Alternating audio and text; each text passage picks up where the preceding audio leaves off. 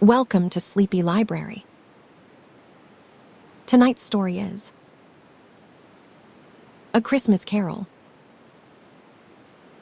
Take a comfortable position. Close your eyes. And enjoy tonight's classic story.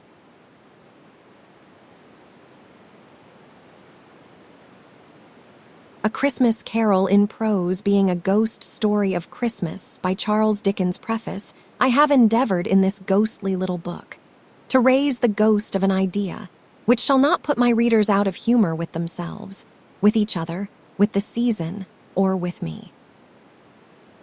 May it haunt their houses pleasantly, and no one wish to lay it. Their faithful friend and servant, C. D. December 1843. Contents stave I, Marley's ghost stave II, the first of the three spirits stave III, the second of the three spirits stave IV, the last of the spirits stave V, the end of it stave I, Marley's ghost Marley was dead, to begin with. There is no doubt whatever about that. The register of his burial was signed by the clergyman, the clerk, the undertaker, and the chief mourner. Scrooge signed it, and Scrooge's name was good upon change for anything he chose to put his hand to. Old Marley was as dead as a doornail. Mind. I do not mean to say that I know, of my own knowledge, what there is particularly dead about a doornail. I might have been inclined, myself, to regard a coffin nail as the deadest piece of ironmongery in the trade. But the wisdom of our ancestors is in the simile, and my unhallowed hands shall not disturb it, or the country's done for. You will therefore permit me to repeat, emphatically, that Marley was as dead as a doornail. Scrooge knew he was dead. Of course he did. How could it be otherwise? Scrooge and he were partners, for I do not know how many years. Scrooge was his sole executor, his sole administrator, his sole assign, his sole residuary legatee, his sole friend and sole mourner. And even Scrooge was not so dreadfully cut up by the sad event, but that he was an excellent man of business on the very day of the funeral, and solemnized it with an undoubted bargain. The mention of Marley's funeral brings me back to the point I started from. There is no doubt that Marley was dead. This must be distinctly understood, or nothing wonderful can come of the story I am going to relate. If we were not perfectly convinced that Hamlet's father died before the play began, there would be nothing more remarkable in his taking a stroll at night, in an easterly wind, upon his own ramparts, than there would be in any other middle-aged gentleman rashly turning out after dark in a breezy spot, say St. Paul's churchyard, for instance, literally, to astonish his son's weak mind. Scrooge never painted out old Marley's name. There it stood, years afterwards, above the warehouse door, Scrooge and Marley. The firm was known as Scrooge and Marley. Sometimes people new to the business called Scrooge Scrooge, and sometimes Marley, but he answered to both names. It was all the same to him. Oh. But he was a tight-fisted hand at the grindstone, Scrooge, a squeezing, wrenching, grasping, scraping, clutching, covetous old sinner. Hard and sharp as flint, from which no steel had ever struck out generous fire, secret and self-contained and solitary as an oyster. The cold within him froze his old features, nipped his pointed nose, shriveled his cheek, stiffened his gait, made his eyes red, his thin lips blue, and spoke out shrewdly in his grating voice. A frosty rime was on his head, and on his eyebrows and his wiry chin. He carried his own low temperature always about with him. He iced his office in the dog days, and did not thaw it 1 degree at Christmas. External heat and cold had little influence on Scrooge. No warmth could warm, no wintry weather chill him. No wind that blew was bitterer than he. No falling snow was more intent upon its purpose. No pelting rain less open to entreaty. Foul weather did not know where to have him. The heaviest rain, and snow, and hail, and sleet could boast of the advantage over him in only one respect. They often came down handsomely, and Scrooge never did.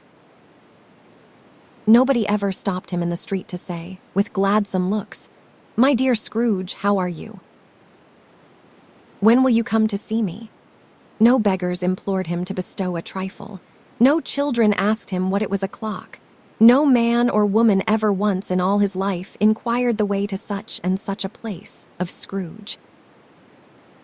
Even the blind men's dogs appeared to know him, and when they saw him coming on, would tug their owners into doorways and up courts, and then would wag their tails as though they said, "No eye at all is better than an evil eye, dark master."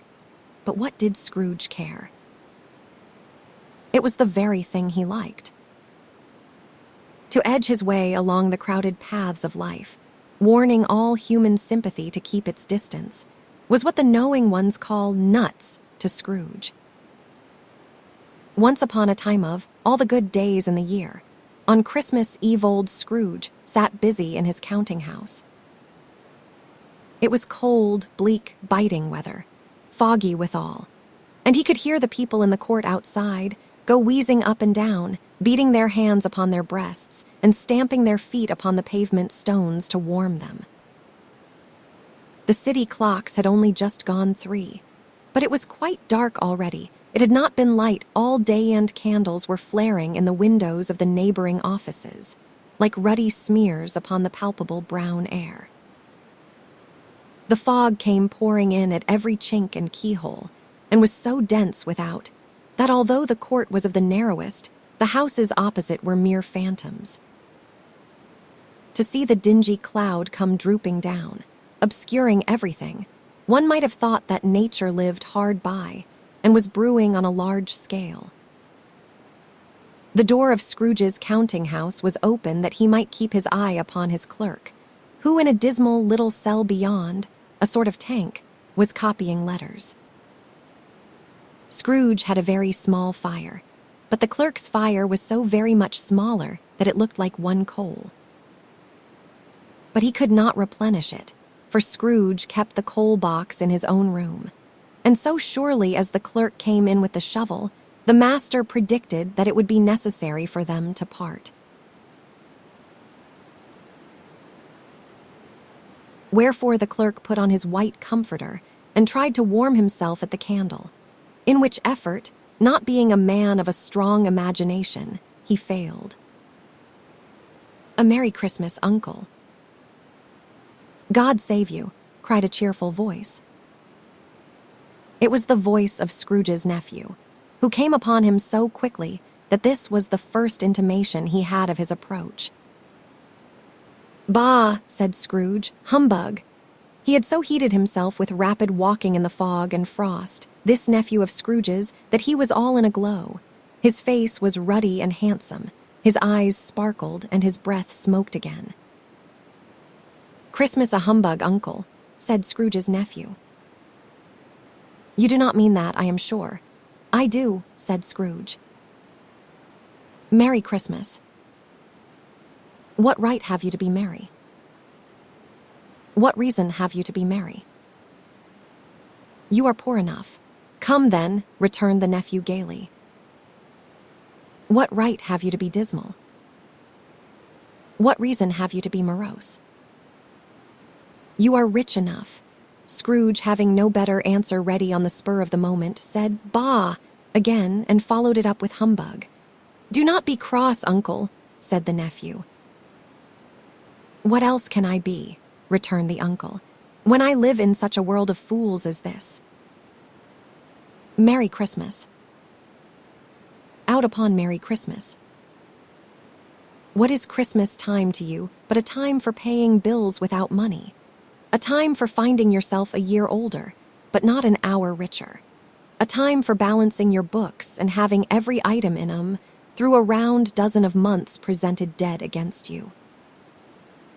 If I could work my will, said Scrooge indignantly, every idiot who goes about with Merry Christmas on his lips should be boiled with his own pudding and buried with a stake of holly through his heart. He should, Uncle, pleaded the nephew. Nephew, returned the uncle sternly, keep Christmas in your own way and let me keep it in mine. Keep it, repeated Scrooge's nephew. But you do not keep it. Let me leave it alone, then, said Scrooge. Much good may it do you. Much good it has ever done you. There are many things from which I might have derived good, by which I have not profited, I dare say, returned the nephew. Christmas among the rest. But I am sure I have always thought of Christmas time, when it has come round apart from the veneration due to its sacred name and origin, if anything belonging to it can be apart from that as a good time. A kind, forgiving, charitable, pleasant time. The only time I know of, in the long calendar of the year, when men and women seem by one consent to open their shut-up hearts freely, and to think of people below them as if they really were fellow passengers to the grave, and not another race of creatures bound on other journeys. And therefore, Uncle, though it has never put a scrap of gold or silver in my pocket, I believe that it has done me good and will do me good, and I say, God bless it. The clerk in the tank involuntarily applauded. Becoming immediately sensible of the impropriety, he poked the fire and extinguished the last frail spark forever. Let me hear another sound from you, said Scrooge, and you will keep your Christmas by losing your situation. You are quite a powerful speaker, sir, he added, turning to his nephew. I wonder you do not go into Parliament. Do not be angry, Uncle. Come. Dine with us tomorrow. Scrooge said that he would see him, yes, indeed he did. He went the whole length of the expression, and said that he would see him in that extremity first. But why? Cried Scrooge's nephew. Why did you get married? Said Scrooge. Because I fell in love. Because you fell in love, growled Scrooge, as if that were the only one thing in the world more ridiculous than a Merry Christmas. Good afternoon. Nay, Uncle, but you never came to see me before that happened. Why give it as a reason for not coming now? Good afternoon, said Scrooge. I want nothing from you. I ask nothing of you. Why cannot we be friends? Good afternoon, said Scrooge. I am sorry, with all my heart, to find you so resolute. We have never had any quarrel, to which I have been a party. But I have made the trial in homage to Christmas, and I will keep my Christmas humor to the last. So a Merry Christmas, Uncle. Good afternoon, said Scrooge. And a Happy New Year. Good afternoon, said Scrooge. His nephew left the room without an angry word, notwithstanding. He stopped at the outer door to bestow the greetings of the season on the clerk, who, cold as he was warmer than Scrooge, for he returned them cordially. There is another fellow, muttered Scrooge, who overheard him. My clerk with 15 shillings a week and a wife and family talking about a Merry Christmas. I will retire to Bedlam. This lunatic, in letting Scrooge's nephew out, had let 2 other people in. They were portly gentlemen, pleasant to behold, and now stood with their hats off in Scrooge's office. They had books and papers in their hands, and bowed to him. Scrooge and Marley's, I believe, said one of the gentlemen, referring to his list. Have I the pleasure of addressing Mr. Scrooge or Mr. Marley? Mr. Marley has been dead these 7 years, Scrooge replied. He died 7 years ago, this very night. We have no doubt his liberality is well represented by his surviving partner, said the gentleman, presenting his credentials. It certainly was, for they had been two kindred spirits. At the ominous word, liberality, Scrooge frowned and shook his head and handed the credentials back. At this festive season of the year, Mr. Scrooge, said the gentleman, taking up a pen, it is more than usually desirable that we should make some slight provision for the poor and destitute, who suffer greatly at the present time. Many thousands are in want of common necessaries. Hundreds of thousands are in want of common comforts, sir. Are there no prisons? Asked Scrooge. Plenty of prisons, said the gentleman, laying down the pen again. And the union workhouses, demanded Scrooge. Are they still in operation? They are. Still, returned the gentleman, I wish I could say they were not. The treadmill and the poor law are in full vigor, then, said Scrooge. Both very busy, sir. Oh. I was afraid, from what you said at first, that something had occurred to stop them in their useful course, said Scrooge. I am very glad to hear it. Under the impression that they scarcely furnish Christian cheer of mind or body to the multitude, returned the gentleman. A few of us are endeavoring to raise a fund to buy the poor some meat and drink, and means of warmth. We choose this time, because it is a time of all others, when want is keenly felt, and abundance rejoices. What shall I put you down for? Nothing, Scrooge replied. You wish to be anonymous. I wish to be left alone, said Scrooge. Since you ask me what I wish, gentlemen, that is my answer. I do not make merry myself at Christmas, and I cannot afford to make idle people merry. I help to support the establishments I have mentioned. They cost enough, and those who are badly off must go there. Many cannot go there, and many would rather die. If they would rather die, said Scrooge, they had better do it and decrease the surplus population. Besides, excuse me, I do not know that. But you might know it, observed the gentleman. It is not my business, Scrooge returned. It is enough for a man to understand his own business, and not to interfere with other people's. Mine occupies me constantly. Good afternoon, gentlemen. Seeing clearly that it would be useless to pursue their point, the gentleman withdrew. Scrooge resumed his labors with an improved opinion of himself, and in a more facetious temper than was usual with him. Meanwhile, the fog and darkness thickened so that people ran about with flaring links, proffering their services to go before horses in carriages and conduct them on their way. The ancient tower of a church, whose gruff old bell was always peeping slyly down at Scrooge out of a Gothic window in the wall, became invisible, and struck the hours and quarters in the clouds, with tremulous vibrations afterwards, as if its teeth were chattering in its frozen head up there. The cold became intense. In the main street, at the corner of the court, some laborers were repairing the gas pipes, and had lighted a great fire in a brazier, round which a party of ragged men and boys were gathered, warming their hands and winking their eyes before the blaze in rapture. The water plug being left in solitude, its overflowings sullenly congealed and turned to misanthropic ice. The brightness of the shops where holly sprigs and berries crackled in the lamp heat of the windows made pale faces ruddy as they passed. Poulterers and grocers.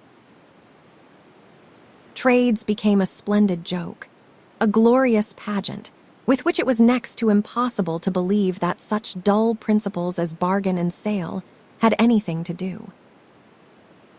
The Lord Mayor, in the stronghold of the mighty mansion house, gave orders to his 50 cooks and butlers to keep Christmas as a Lord Mayor's household should, And even the little tailor, whom he had fined 5 shillings on the previous Monday for being drunk and bloodthirsty in the streets, stirred up tomorrow's pudding in his garret, while his lean wife and the baby sallied out to buy the beef. Foggier yet and colder. Piercing, searching, biting cold. If the good Saint Dunstan had but nipped the evil spirit's nose with a touch of such weather as that, instead of using his familiar weapons, then indeed he would have roared to lusty purpose. The owner of one scant young nose, gnawed and mumbled by the hungry cold as bones are gnawed by dogs, stooped down at Scrooge's keyhole to regale him with a Christmas carol. But at the first sound of "God bless you, merry gentlemen," may nothing you dismay. Scrooge seized the ruler with such energy of action that the singer fled in terror, leaving the keyhole to the fog and even more congenial frost. At length the hour of shutting up the counting-house arrived. With an ill-will Scrooge dismounted from his stool and tacitly admitted the fact to the expectant clerk in the tank, who instantly snuffed his candle out and put on his hat. "You will want all day tomorrow, I suppose," said Scrooge. "If quite convenient, sir." "It is not convenient," said Scrooge, "and it is not fair. If I was to stop half a crown for it, you would think yourself ill-used, I will be bound." The clerk smiled faintly. "And yet," said Scrooge, "you do not think me ill-used when I pay a day's wages for no work." The clerk observed that it was only once a year.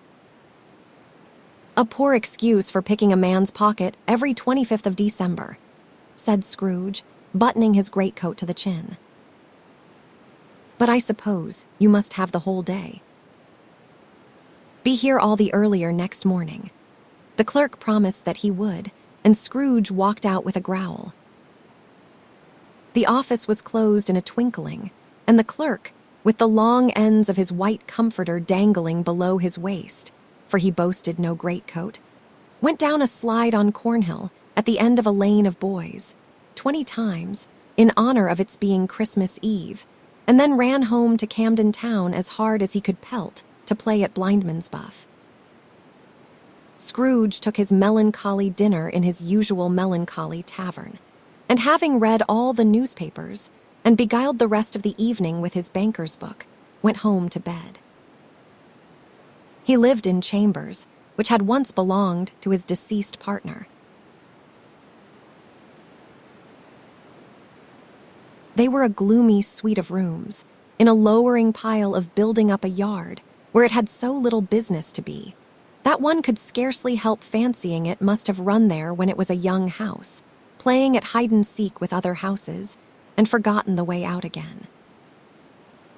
It was old enough now, and dreary enough, for nobody lived in it but Scrooge, the other rooms being all let out as offices. The yard was so dark that even Scrooge, who knew its every stone, was fain to grope with his hands. The fog and frost so hung about the black old gateway of the house that it seemed as if the genius of the weather sat in mournful meditation on the threshold.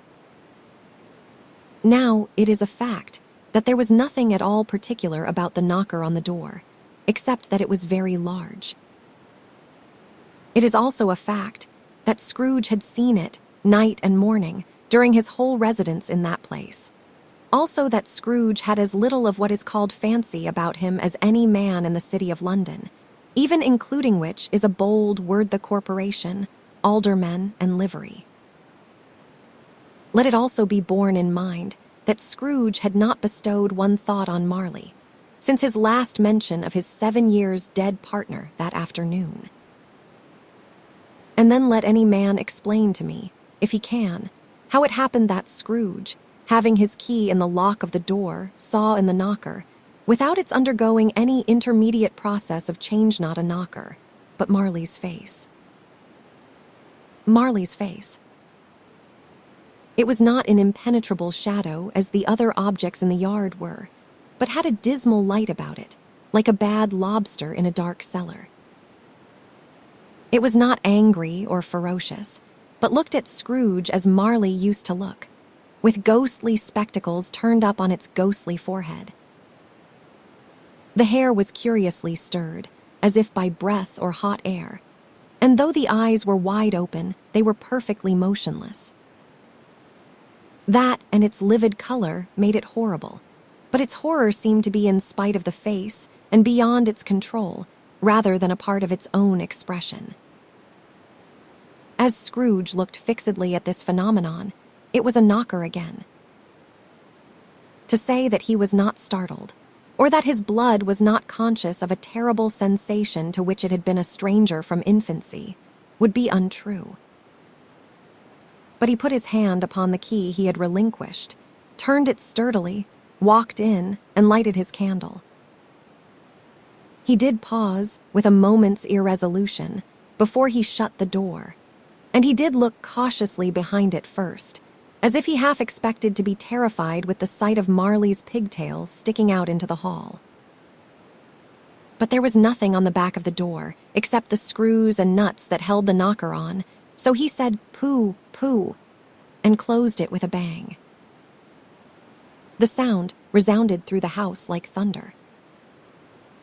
Every room above, and every cask in the wine merchant's cellars below, appeared to have a separate peal of echoes of its own. Scrooge was not a man to be frightened by echoes. He fastened the door and walked across the hall and up the stairs, slowly too, trimming his candle as he went. You may talk vaguely about driving a coach and six up a good old flight of stairs, or through a bad young Act of Parliament, but I mean to say you might have got a hearse up that staircase and taken it broadwise, with the splinter bar towards the wall and the door towards the balustrades, and done it easy.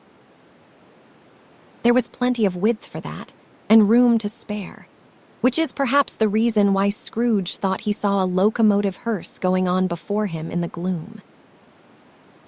Half a dozen gas lamps out of the street would not have lighted the entry too well, so you may suppose that it was pretty dark with Scrooge's dip. Up Scrooge went, not caring a button for that. Darkness is cheap, and Scrooge liked it. But before he shut his heavy door, he walked through his rooms to see that all was right. He had just enough recollection of the face to desire to do that. Sitting room, bedroom, lumber room. All as they should be. Nobody under the table, nobody under the sofa.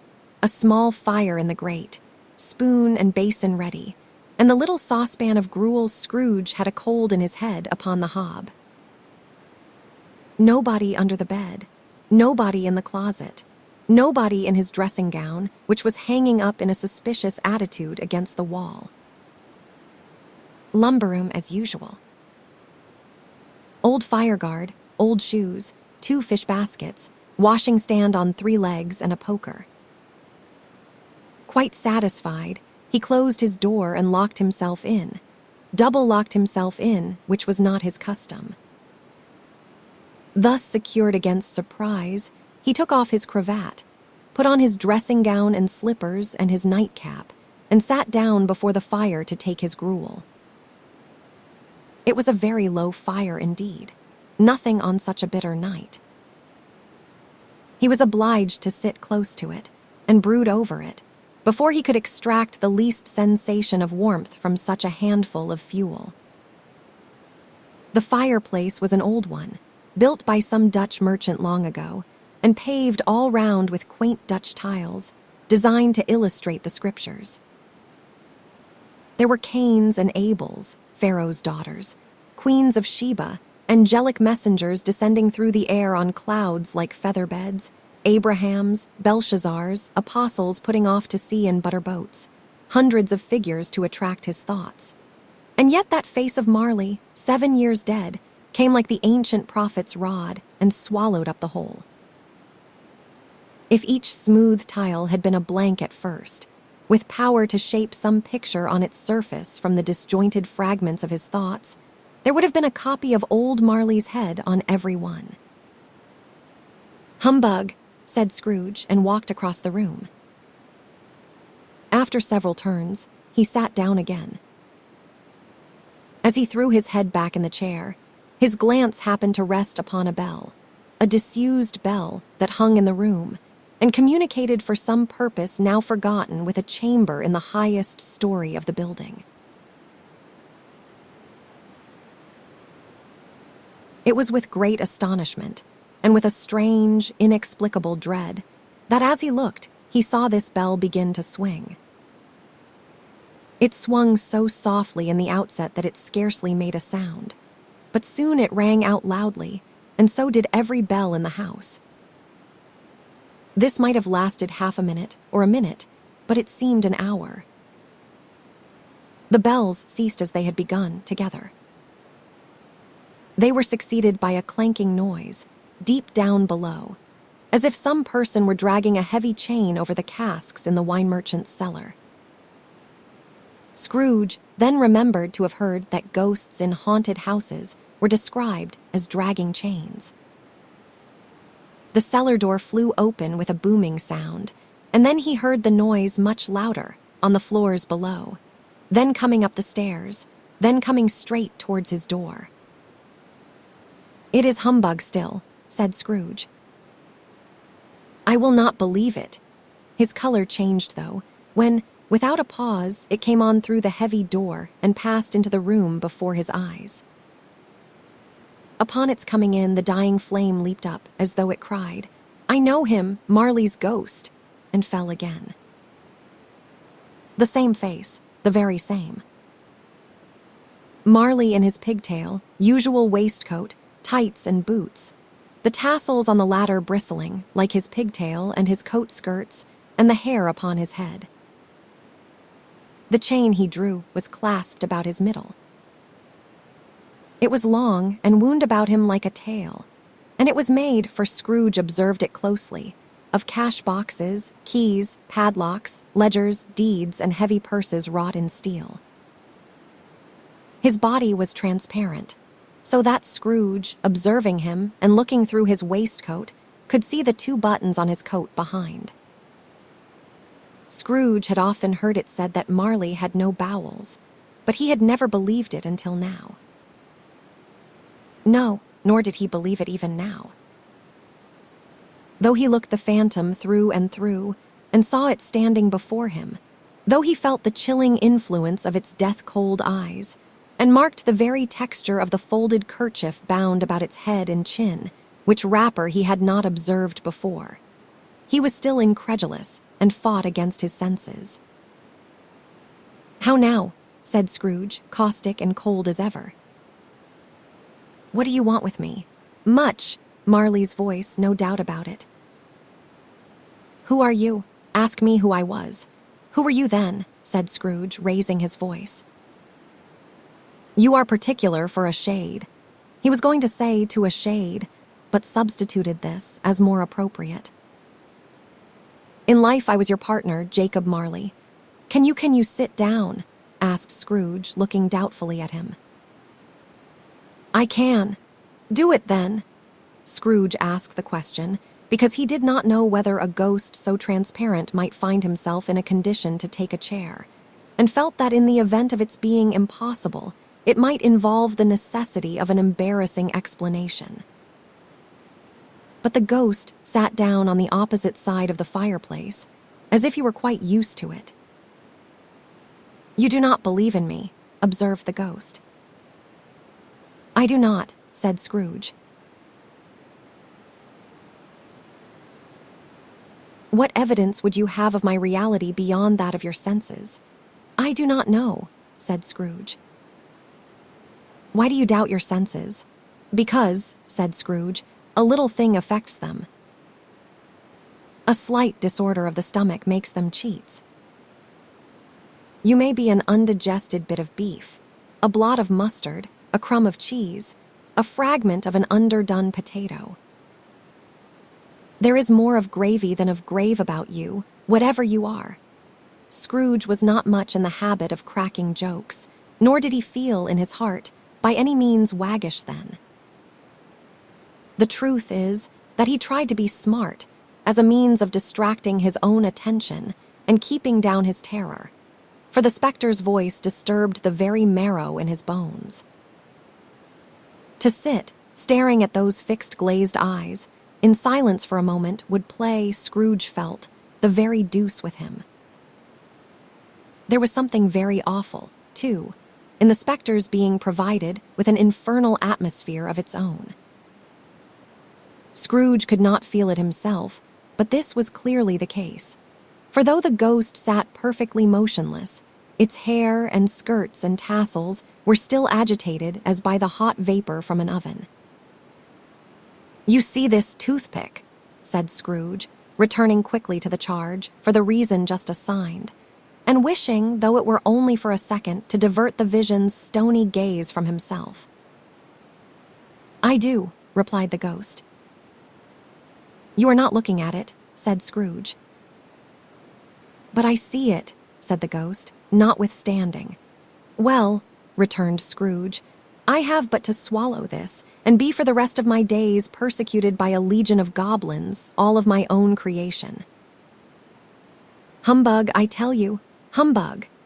At this the spirit raised a frightful cry, and shook its chain with such a dismal and appalling noise that Scrooge held on tight to his chair, to save himself from falling in a swoon. But how much greater was his horror, when the phantom, taking off the bandage round its head, as if it were too warm to wear indoors, its lower jaw dropped down upon its breast. Scrooge fell upon his knees, and clasped his hands before his face. "Mercy," he said. "Dreadful apparition, why do you trouble me? Man of the worldly mind," replied the ghost, "do you believe in me or not?" "I do," said Scrooge. "I must. But why do spirits walk the earth, and why do they come to me?" "It is required of every man," the ghost returned, "that the spirit within him should walk abroad among his fellow men and travel far and wide. And if that spirit goes not forth in life, it is condemned to do so after death. It is doomed to wander through the world-o, woe is me, and witness what it cannot share, but might have shared on earth and turned to happiness." Again the spectre raised a cry, and shook its chain and wrung its shadowy hands. "You are fettered," said Scrooge, trembling. "Tell me why." "I wear the chain I forged in life," replied the ghost. "I made it link by link, and yard by yard. I girded it on of my own free will, and of my own free will I wore it." "Is its pattern strange to you?" Scrooge trembled more and more. "Or would you know," pursued the ghost, "the weight and length of the strong coil you bear yourself? It was full as heavy, and as long as this, 7 Christmas Eves ago. You have labored on it since. It is a ponderous chain." Scrooge glanced about him on the floor, in the expectation of finding himself surrounded by some 50 or 60 fathoms of iron cable, but he could see nothing. "Jacob," he said imploringly. "Old Jacob Marley, tell me more." "Speak comfort to me, Jacob." "I have none to give," the ghost replied. "It comes from other regions, Ebenezer Scrooge, and is conveyed by other ministers to other kinds of men. Nor can I tell you what I would. A very little more is all permitted to me. I cannot rest, I cannot stay, I cannot linger anywhere. My spirit never walked beyond our counting-house mark me. In life, my spirit never roved beyond the narrow limits of our money-changing hole, and weary journeys lie before me." It was a habit with Scrooge, whenever he became thoughtful, to put his hands in his breeches pockets. Pondering on what the ghost had said, he did so now, but without lifting up his eyes or getting off his knees. "You must have been very slow about it, Jacob," Scrooge observed, in a businesslike manner, though with humility and deference. "Slow," the ghost repeated. 7 years dead, mused Scrooge. And traveling all the time. The whole time, said the ghost. No rest, no peace. Incessant torture of remorse. You travel fast, said Scrooge. On the wings of the wind, replied the ghost. You might have got over a great quantity of ground in 7 years, said Scrooge. The ghost, on hearing this, set up another cry and clanked its chain so hideously in the dead silence of the night that the ward would have been justified in indicting it for a nuisance. Oh, captive, bound, and double-ironed, cried the phantom, not to know that ages of incessant labor by immortal creatures, for this earth must pass into eternity before the good of which it is susceptible is all developed. Not to know that any Christian spirit working kindly in its little sphere, whatever it may be, will find its mortal life too short for its vast means of usefulness. Not to know that no space of regret can make amends for one life's opportunity misused. Yet such was I. Oh, such was I. But you were always a good man of business, Jacob, faltered Scrooge, who now began to apply this to himself. Business, cried the ghost, wringing its hands again. Mankind was my business. The common welfare was my business. Charity, mercy, forbearance, and benevolence were all my business. The dealings of my trade were but a drop of water in the comprehensive ocean of my business. It held up its chain at arm's length, as if that were the cause of all its unavailing grief, and flung it heavily upon the ground again. At this time of the rolling year, the spectre said, I suffer most. Why did I walk through crowds of fellow beings with my eyes turned down, and never raise them to that blessed star which led the wise men to a poor abode? Were there no poor homes to which its light would have conducted me? Scrooge was very much dismayed to hear the spectre going on at this rate, and began to quake exceedingly.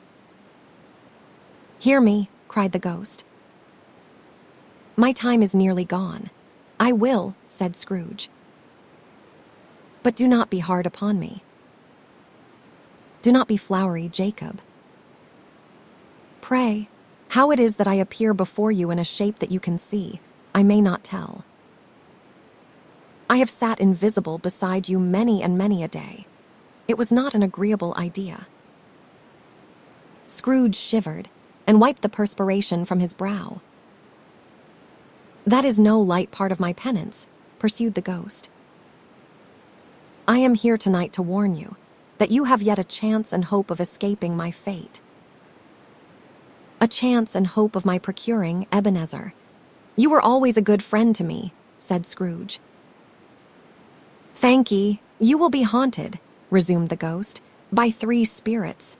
Scrooge's countenance fell almost as low as the ghost's had done. Is that the chance and hope you mentioned, Jacob? He demanded, in a faltering voice. It is. I think I would rather not, said Scrooge. Without their visits, said the ghost, you cannot hope to shun the path I tread. Expect the first tomorrow, when the bell tolls 1. Could not I take 'em all at once and have it over, Jacob? Hinted Scrooge. Expect the second on the next night at the same hour. The third upon the next night, when the last stroke of 12 has ceased to vibrate. Look to see me no more, and look that, for your own sake, you remember what has passed between us. When it had said these words, the spectre took its wrapper from the table and bound it round its head as before. Scrooge knew this, by the smart sound its teeth made, when the jaws were brought together by the bandage. He ventured to raise his eyes again, and found his supernatural visitor confronting him in an erect attitude, with its chain wound over and about its arm. The apparition walked backward from him, and at every step it took, the window raised itself a little, so that when the spectre reached it, it was wide open. It beckoned Scrooge to approach, which he did.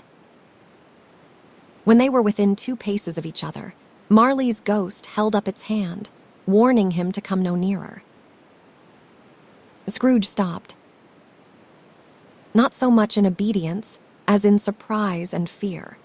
For on the raising of the hand, he became sensible of confused noises in the air, incoherent sounds of lamentation and regret, wailings inexpressibly sorrowful and self-accusatory. The spectre, after listening for a moment, joined in the mournful dirge, and floated out upon the bleak, dark night. Scrooge followed to the window, desperate in his curiosity. He looked out.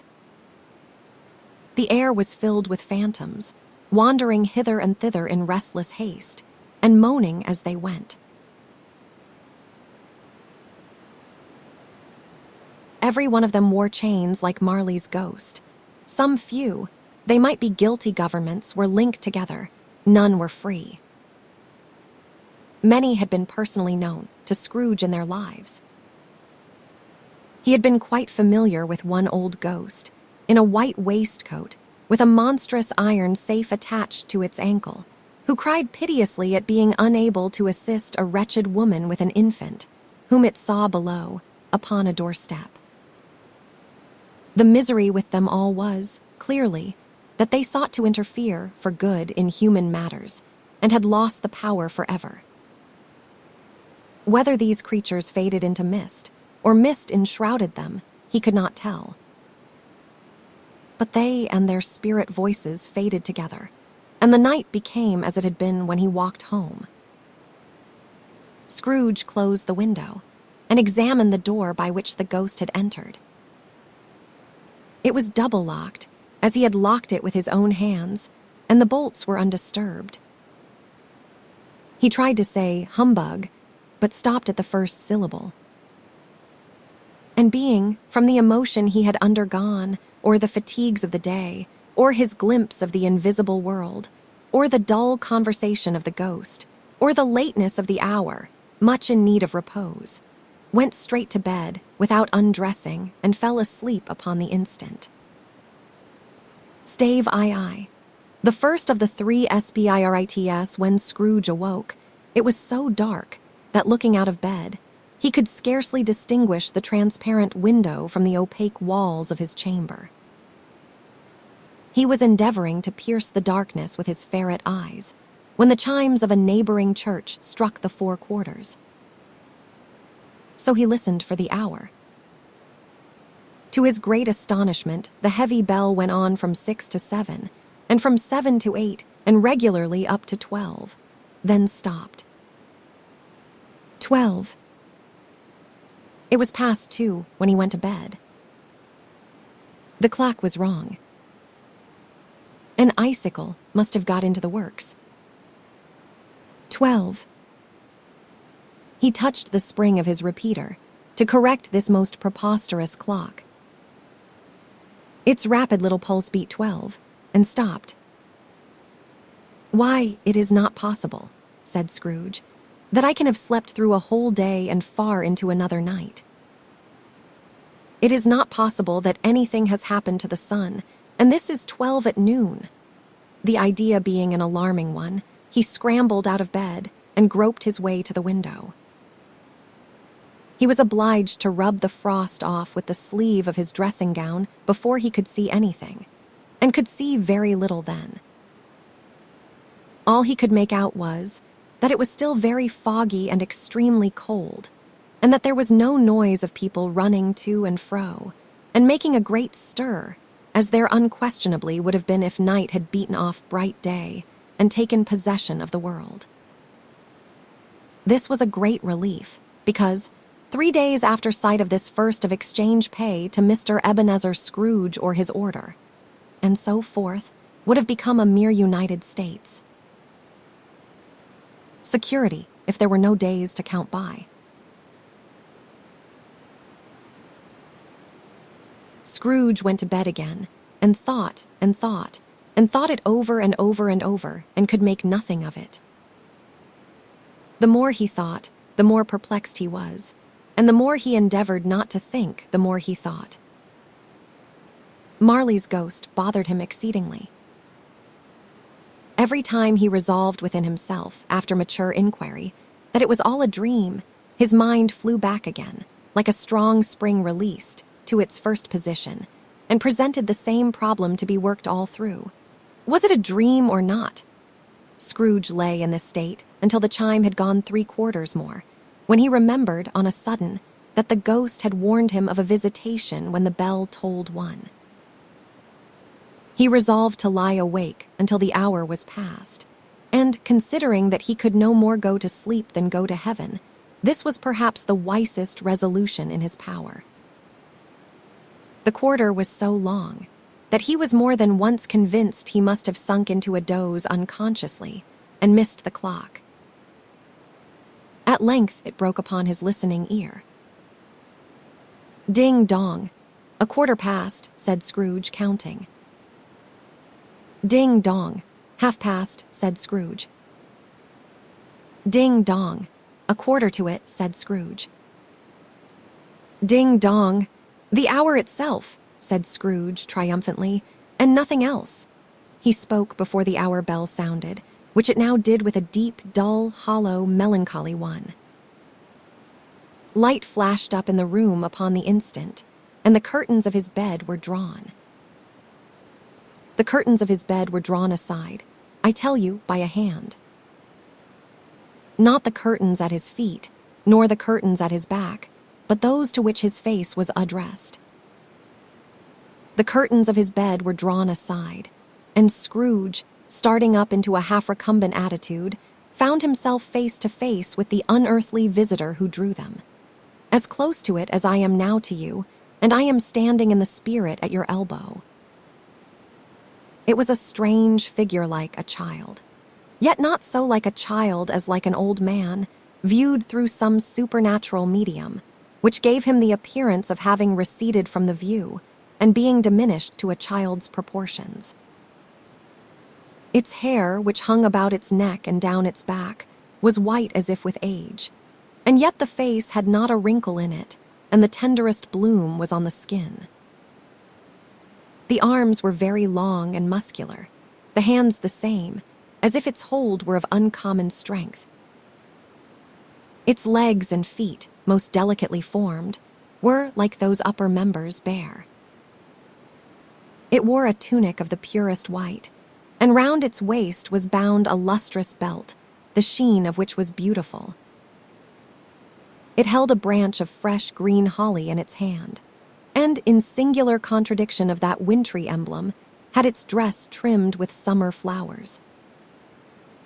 But the strangest thing about it was that from the crown of its head there sprung a bright clear jet of light, by which all this was visible, and which was doubtless the occasion of its using, in its duller moments, a great extinguisher for a cap, which it now held under its arm. Even this, though, when Scrooge looked at it with increasing steadiness, was not its strangest quality. For as its belt sparkled and glittered now in one part and now in another, and what was light one instant, at another time was dark, so the figure itself fluctuated in its distinctness, being now a thing with one arm, now with one leg, now with 20 legs, now a pair of legs without a head, now a head without a body, of which dissolving parts no outline would be visible in the dense gloom wherein they melted away. And in the very wonder of this, it would be itself again, distinct and clear as ever. "Are you the spirit, sir, whose coming was foretold to me?" asked Scrooge. "I am." The voice was soft and gentle, singularly low, as if instead of being so close beside him, it were at a distance. "Who and what are you?" Scrooge demanded. "I am the ghost of Christmas past." "Long past?" inquired Scrooge, observant of its dwarfish stature. "No, your past." Perhaps Scrooge could not have told anybody why, if anybody could have asked him, but he had a special desire to see the spirit in his cap, and begged him to be covered.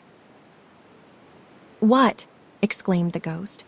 "Would you so soon put out with worldly hands the light I give?" Is it not enough that you are one of those whose passions made this cap, and force me through whole trains of years to wear it low upon my brow?"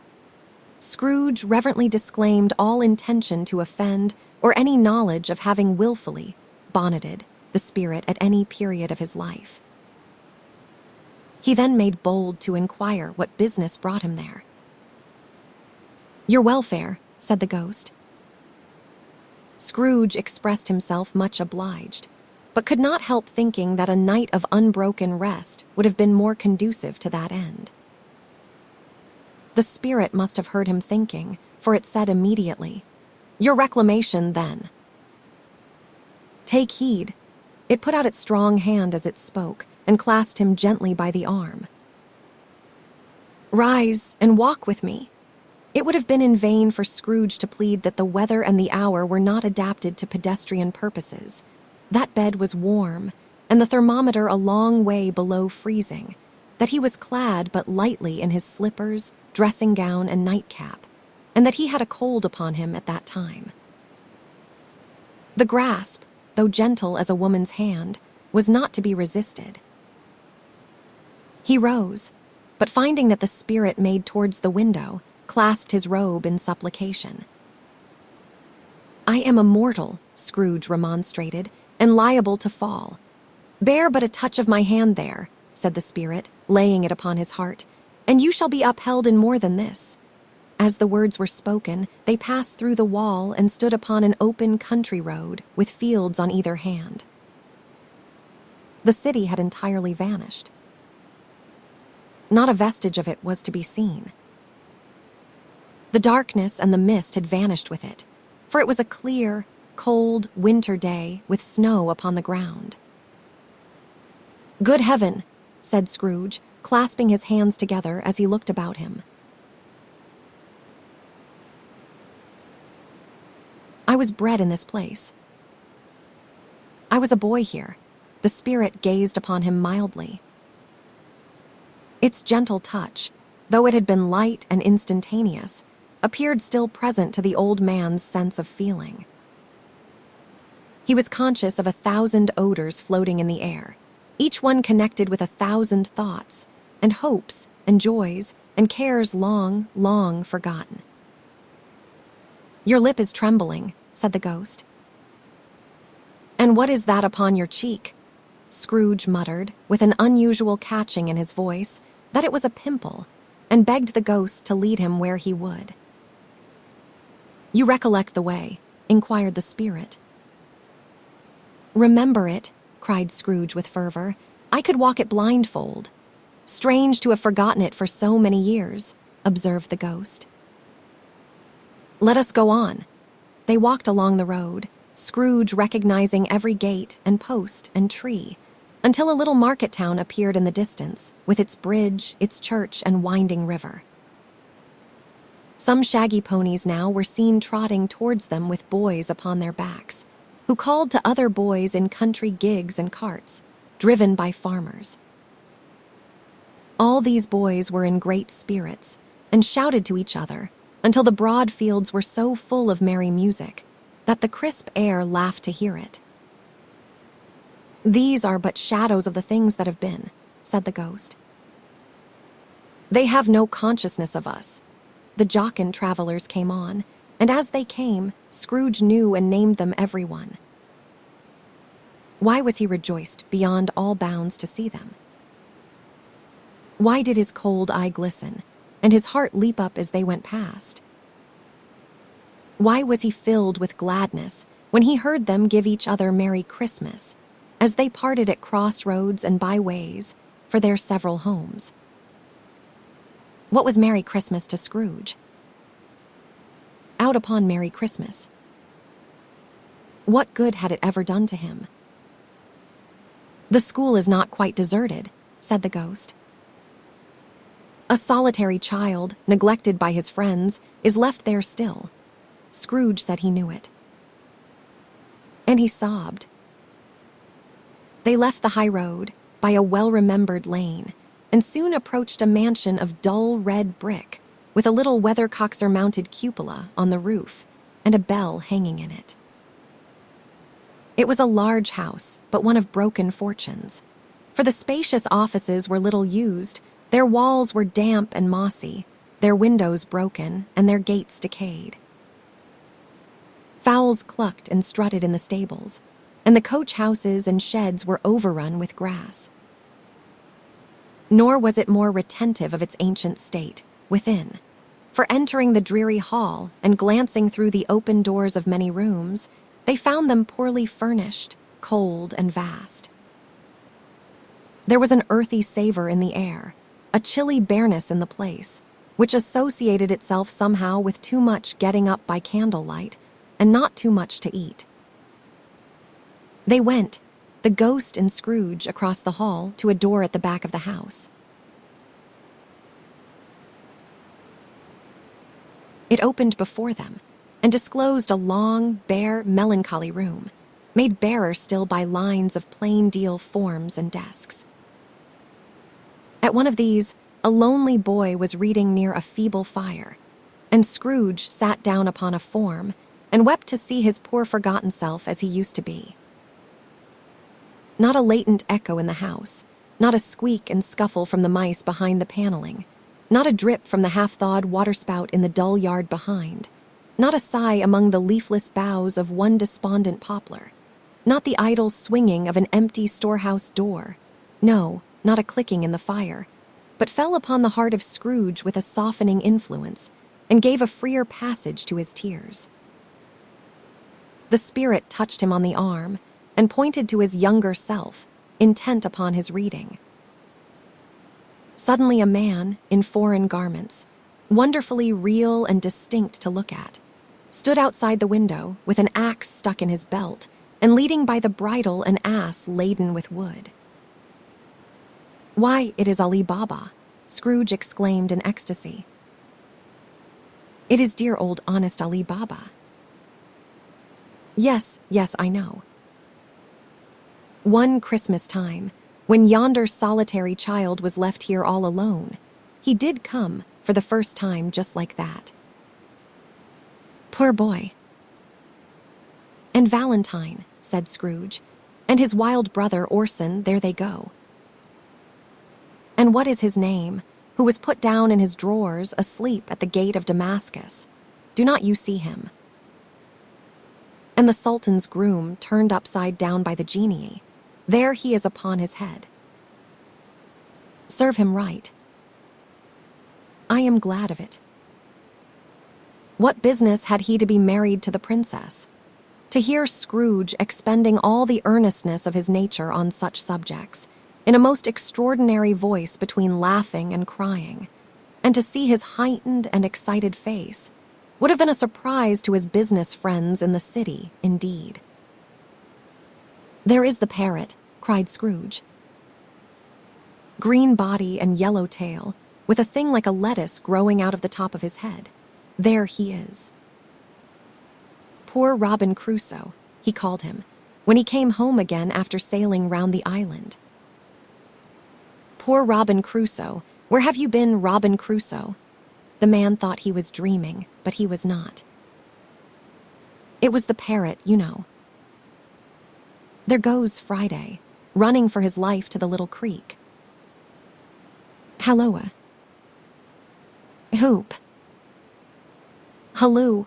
Then, with a rapidity of transition very foreign to his usual character, he said, in pity for his former self, "Poor boy," and cried again. "I wish," Scrooge muttered, putting his hand in his pocket and looking about him after drying his eyes with his cuff, "but it is too late now." "What is the matter?" asked the spirit. "Nothing," said Scrooge. "Nothing.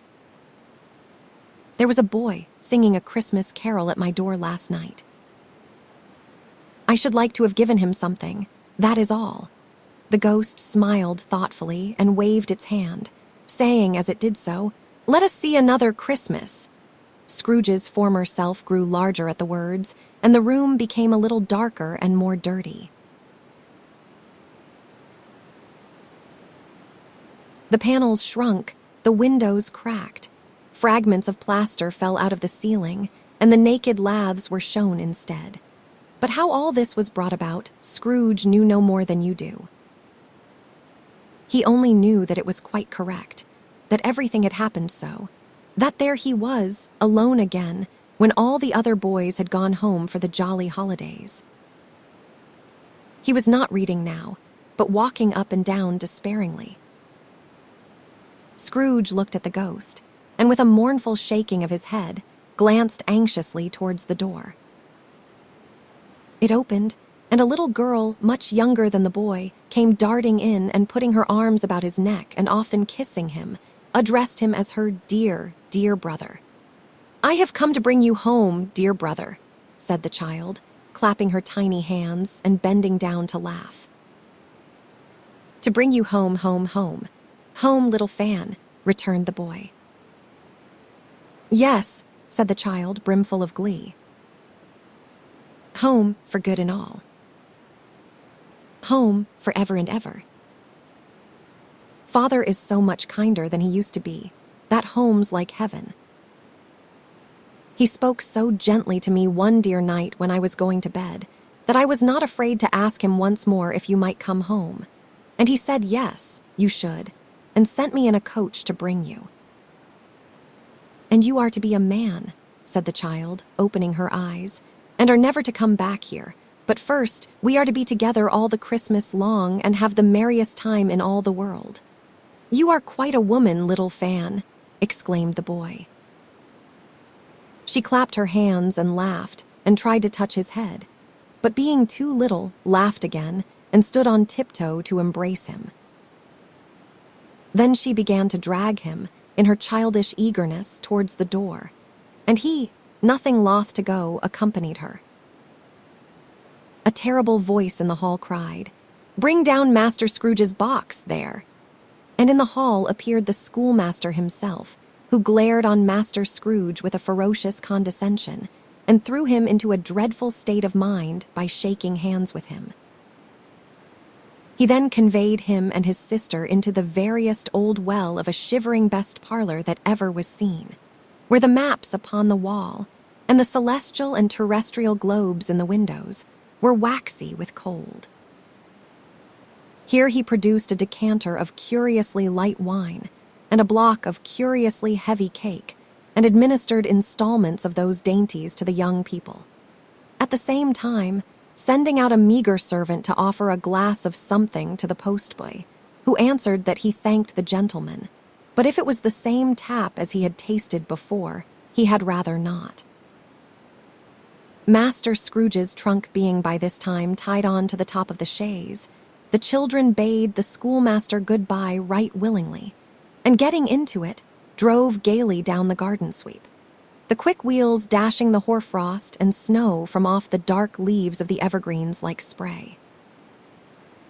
"Always a delicate creature, whom a breath might have withered," said the ghost.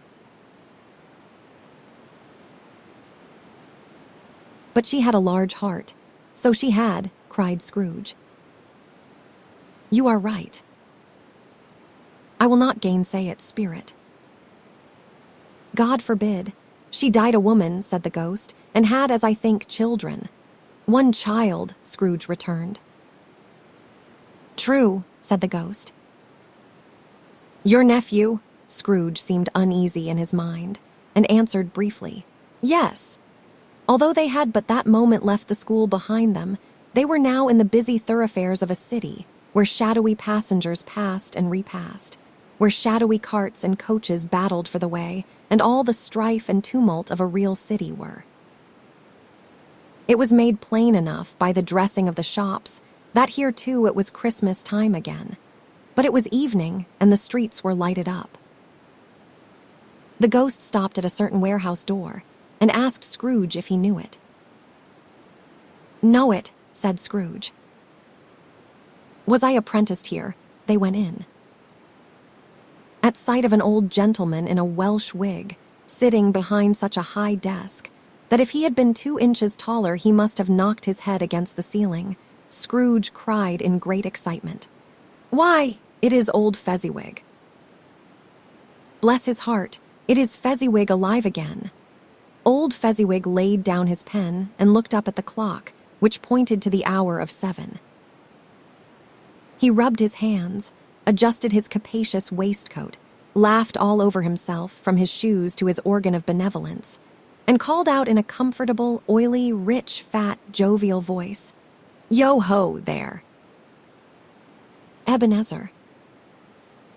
Dick, Scrooge's former self, now grown a young man, came briskly in, accompanied by his fellow prentice. "Dick Wilkins, to be sure," said Scrooge to the ghost. "Bless me, yes. There he is. He was very much attached to me, was Dick. Poor Dick. Dear, dear. Yo-ho, my boys," said Fezziwig. "No more work tonight. Christmas Eve, Dick. Christmas, Ebenezer." "Let us have the shutters up," cried old Fezziwig, with a sharp clap of his hands, "before a man can say Jack Robinson. You would not believe how those two fellows went at it. They charged into the street with the shutters 1, 2, 3 had 'em up in their places 4, 5, 6 barred 'em and pinned 'em 7, 8, 9 and came back before you could have got to 12, panting like race horses. "Hilly-ho!" cried old Fezziwig, skipping down from the high desk with wonderful agility. "Clear away, my lads, and let us have lots of room here. Hilly-ho, Dick. Cheer up, Ebenezer, clear away." There was nothing they would not have cleared away, or could not have cleared away, with old Fezziwig looking on. It was done in a minute. Every movable was packed off, as if it were dismissed from public life forevermore. The floor was swept and watered, the lamps were trimmed, fuel was heaped upon the fire, and the warehouse was as snug and warm and dry and bright a ballroom as you would desire to see upon a winter's night. In came a fiddler with a music book, and went up to the lofty desk, and made an orchestra of it, and tuned like 50 stomachaches. In came Mrs. Fezziwig, one vast substantial smile. In came the 3 Miss Fezziwigs, beaming and lovable. In came the 6 young followers whose hearts they broke. In came all the young men and women employed in the business. In came the housemaid, with her cousin the baker. In came the cook, with her brother's particular friend, the milkman. In came the boy from over the way, who was suspected of not having board enough from his master, trying to hide himself behind the girl from next door but one, who was proved to have had her ears pulled by her mistress. In they all came, one after another, some shyly, some boldly, some gracefully, some awkwardly, some pushing, some pulling. In they all came, anyhow and everyhow. Away they all went, 20 couple at once, hands half round and back again the other way, down the middle and up again, round and round in various stages of affectionate grouping, old top couple always turning up in the wrong place, new top couple starting off again as soon as they got there, all top couples at last, and not a bottom one to help them. When this result was brought about, old Fezziwig, clapping his hands to stop the dance, cried out, "Well done!" And the fiddler plunged his hot face into a pot of porter, especially provided for that purpose.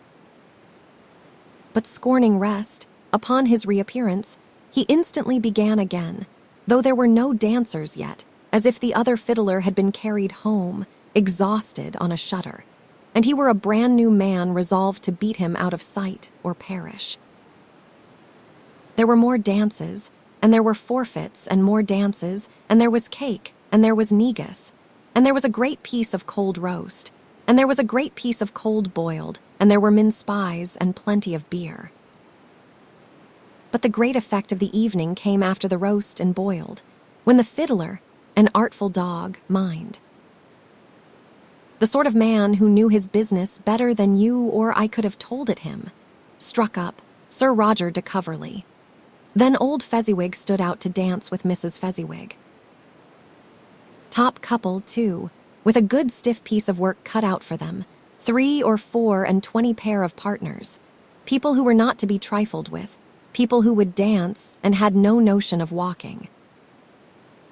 But if they had been twice as many 4 times old Fezziwig would have been a match for them, and so would Mrs. Fezziwig. As to her, she was worthy to be his partner in every sense of the term. If that is not high praise, tell me higher, and I will use it. A positive light appeared to issue from Fezziwig's calves. They shone in every part of the dance like moons. You could not have predicted, at any given time, what would have become of them next. And when old Fezziwig and Mrs. Fezziwig had gone all through the dance, advance and retire, both hands to your partner, bow and curtsy, corkscrew, thread the needle, and back again to your place. Fezziwig cut so deftly that he appeared to wink with his legs and came upon his feet again without a stagger. When the clock struck 11, this domestic ball broke up. Mr. and Mrs. Fezziwig took their stations, one on either side of the door, and shaking hands with every person individually as he or she went out, wished him or her a Merry Christmas. When everybody had retired but the 2 prentices, they did the same to them, and thus the cheerful voices died away, and the lads were left to their beds, which were under a counter in the back shop. During the whole of this time, Scrooge had acted like a man out of his wits. His heart and soul were in the scene, and with his former self.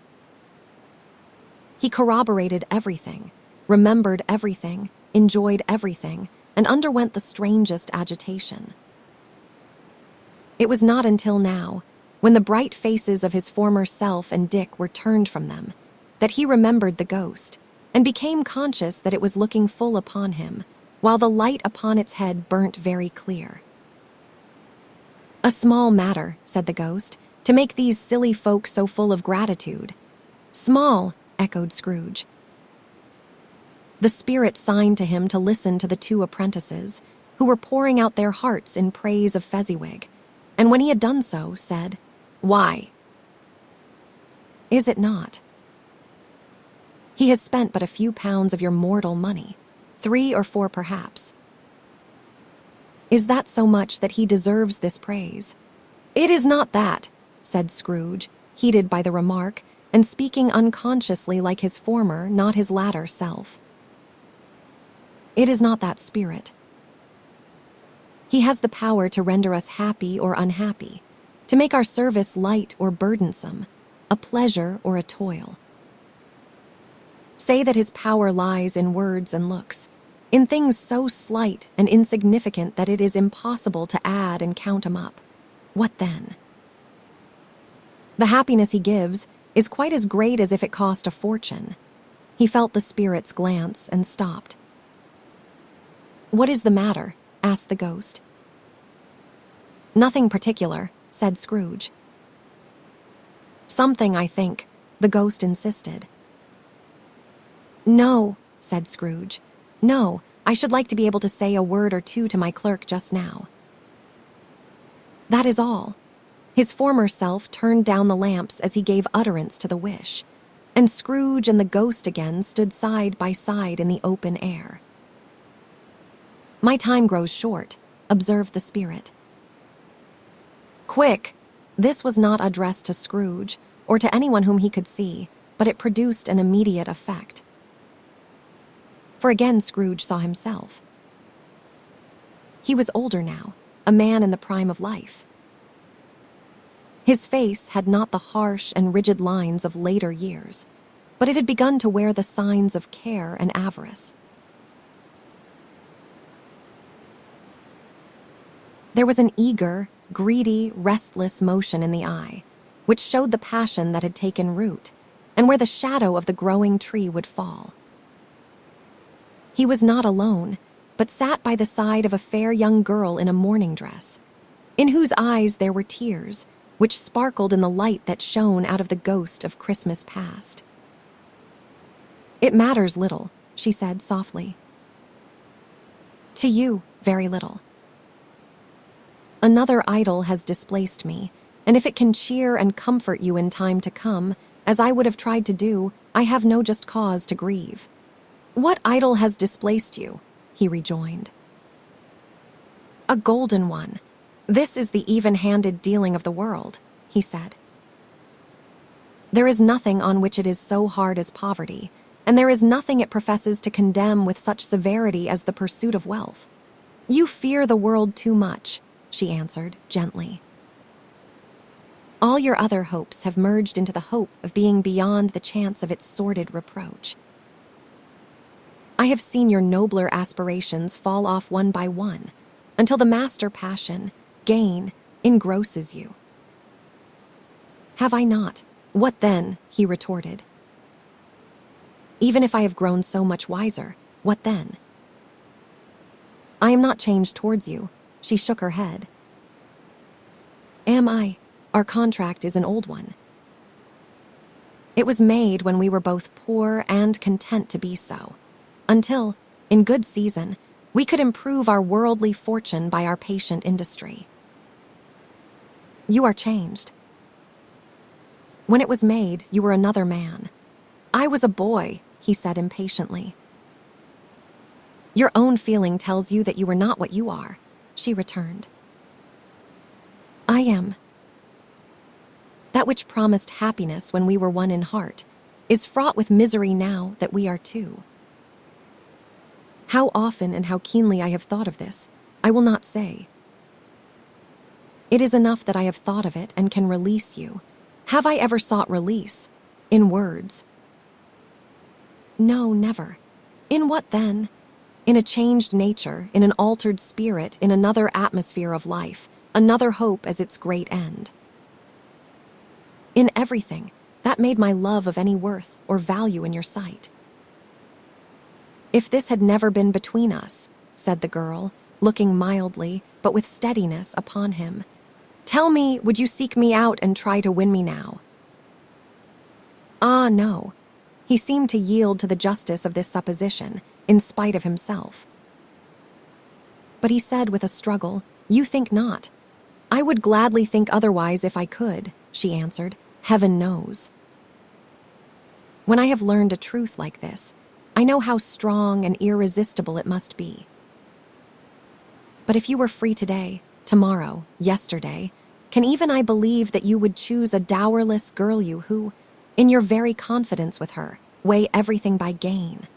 Or, choosing her, if for a moment you were false enough to your one guiding principle to do so, do I not know that your repentance and regret would surely follow? I do, and I release you. With a full heart, for the love of him you once were. He was about to speak, but with her head turned from him, she resumed. You may the memory of what is past half makes me hope you will have pain in this. A very, very brief time, and you will dismiss the recollection of it, gladly, as an unprofitable dream, from which it happened well that you awoke. May you be happy in the life you have chosen. She left him, and they parted. Spirit, said Scrooge, show me no more. Conduct me home. Why do you delight to torture me? One shadow more, exclaimed the ghost. No more, cried Scrooge. No more. I do not wish to see it. Show me no more. But the relentless ghost pinioned him in both his arms and forced him to observe what happened next. They were in another scene and place, a room not very large or handsome, but full of comfort. Near to the winter fire sat a beautiful young girl, so like that last that Scrooge believed it was the same, until he saw her, now a comely matron, sitting opposite her daughter. The noise in this room was perfectly tumultuous, for there were more children there than Scrooge in his agitated state of mind could count. And unlike the celebrated herd in the poem, they were not 40 children conducting themselves like one, but every child was conducting itself like 40. The consequences were uproarious beyond belief, but no one seemed to care. On the contrary, the mother and daughter laughed heartily and enjoyed it very much. And the latter, soon beginning to mingle in the sports, got pillaged by the young brigands most ruthlessly. What would I not have given to be one of them? Though I never could have been so rude. No. I would not for the wealth of all the world have crushed that braided hair and torn it down. And for the precious little shoe, I would not have plucked it off, God bless my soul, to save my life. As to measuring her waist in sport, as they did, bold young brood, I could not have done it. I should have expected my arm to have grown round it for a punishment, and never come straight again. And yet I should have dearly liked, I own, to have touched her lips, to have questioned her that she might have opened them, to have looked upon the lashes of her downcast eyes and never raised a blush, to have let loose waves of hair, an inch of which would be a keepsake beyond price. In short, I should have liked, I do confess, to have had the lightest license of a child, and yet to have been man enough to know its value. But now a knocking at the door was heard, and such a rush immediately ensued that she with laughing face and plundered dress was borne towards it the center of a flushed and boisterous group, just in time to greet the father, who came home attended by a man laden with Christmas toys and presents. Then the shouting and the struggling, and the onslaught that was made on the defenseless porter. The scaling him with chairs for ladders to dive into his pockets, despoil him of brown paper parcels, hold on tight by his cravat, hug him round his neck, pommel his back, and kick his legs in irrepressible affection. The shouts of wonder and delight with which the development of every package was received.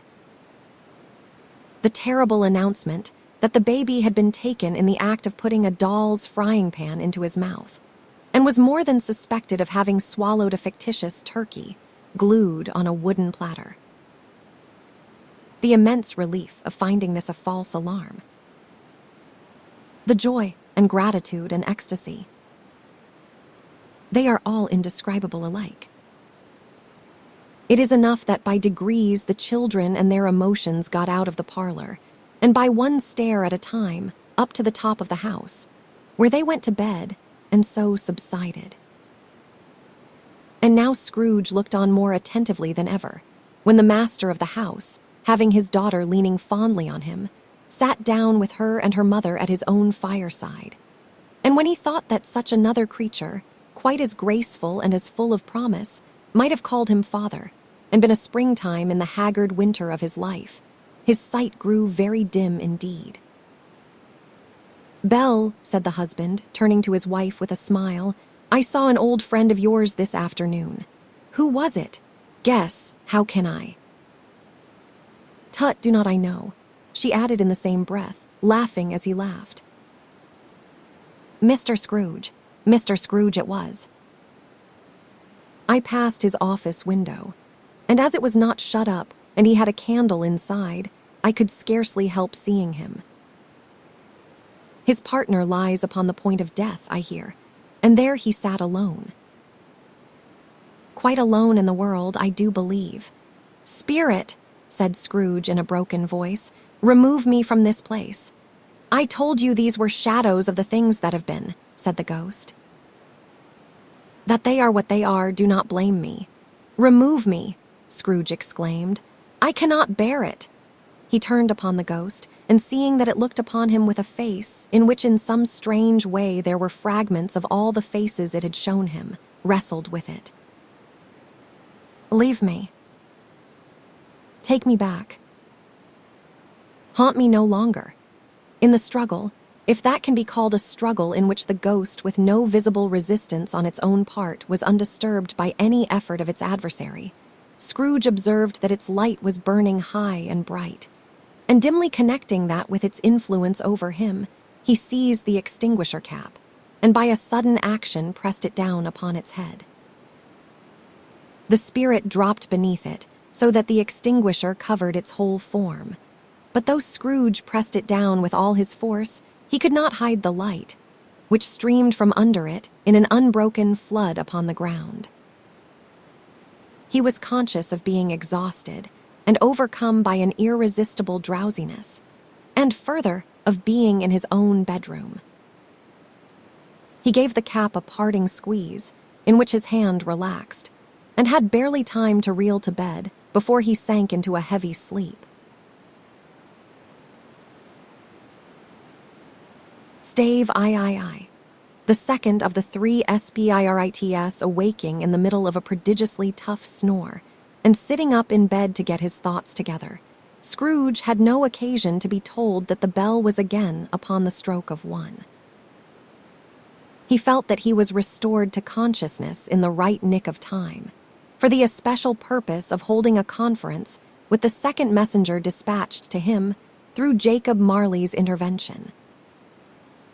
But finding that he turned uncomfortably cold when he began to wonder which of his curtains this new spectre would draw back, he put them every one aside with his own hands, and lying down again, established a sharp lookout all round the bed. For he wished to challenge the spirit on the moment of its appearance, and did not wish to be taken by surprise and made nervous. Gentlemen of the free-and-easy sort, who plume themselves on being acquainted with a move or two, and being usually equal to the time of day, express the wide range of their capacity for adventure by observing that they are good for anything from pitch and toss to manslaughter, between which opposite extremes, no doubt, there lies a tolerably wide and comprehensive range of subjects. Without venturing for Scrooge quite as heartily as this, I do not mind calling on you to believe that he was ready for a good broad field of strange appearances, and that nothing between a baby and rhinoceros would have astonished him very much. Now, being prepared for almost anything, he was not by any means prepared for nothing, and consequently, when the bells struck 1 and no shape appeared, he was taken with a violent fit of trembling. 5 minutes, 10 minutes, a quarter of an hour went by, yet nothing came. All this time, he lay upon his bed, the very core and center of a blaze of ruddy light, which streamed upon it when the clock proclaimed the hour, and which, being only light, was more alarming than a dozen ghosts, as he was powerless to make out what it meant, or would be at, and was sometimes apprehensive that he might be at that very moment an interesting case of spontaneous combustion, without having the consolation of knowing it. At last, however, he began to think as you or I would have thought at first, for it is always the person not in the predicament who knows what ought to have been done in it, and would unquestionably have done it too at last. I say, he began to think that the source and secret of this ghostly light might be in the adjoining room, from whence, on further tracing it, it seemed to shine. This idea taking full possession of his mind, he got up softly and shuffled in his slippers to the door. The moment Scrooge's hand was on the lock, a strange voice called him by his name and bade him enter. He obeyed. It was his own room. There was no doubt about that. But it had undergone a surprising transformation. The walls and ceiling were so hung with living green that it looked a perfect grove, from every part of which bright gleaming berries glistened. The crisp leaves of holly, mistletoe, and ivy reflected back the light, as if so many little mirrors had been scattered there, and such a mighty blaze went roaring up the chimney, as that dull petrification of a hearth had never known in Scrooge's time, or Marley's, or for many and many a winter season gone. Heaped up on the floor to form a kind of throne were turkeys, geese, game, poultry, brawn, great joints of meat, sucking pigs, long wreaths of sausages, mince pies, plum puddings, barrels of oysters, red-hot chestnuts, cherry-cheeked apples, juicy oranges, luscious pears, immense twelfth cakes, and seething bowls of punch that made the chamber dim with their delicious steam. In easy state upon this couch, there sat a jolly giant, glorious to see, who bore a glowing torch in shape not unlike Plenty's horn, and held it up, high up, to shed its light on Scrooge as he came peeping round the door. "Come in," exclaimed the ghost. "Come in, and know me better, man." Scrooge entered timidly and hung his head before this spirit. He was not the dogged Scrooge he had been, and though the spirit's eyes were clear and kind, he did not like to meet them. "I am the ghost of Christmas Present," said the spirit. "Look upon me." Scrooge reverently did so. It was clothed in one simple green robe, or mantle, bordered with white fur.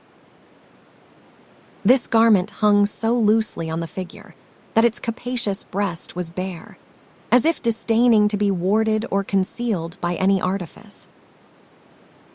Its feet, observable beneath the ample folds of the garment, were also bare, and on its head it wore no other covering than a holly wreath, set here and there with shining icicles.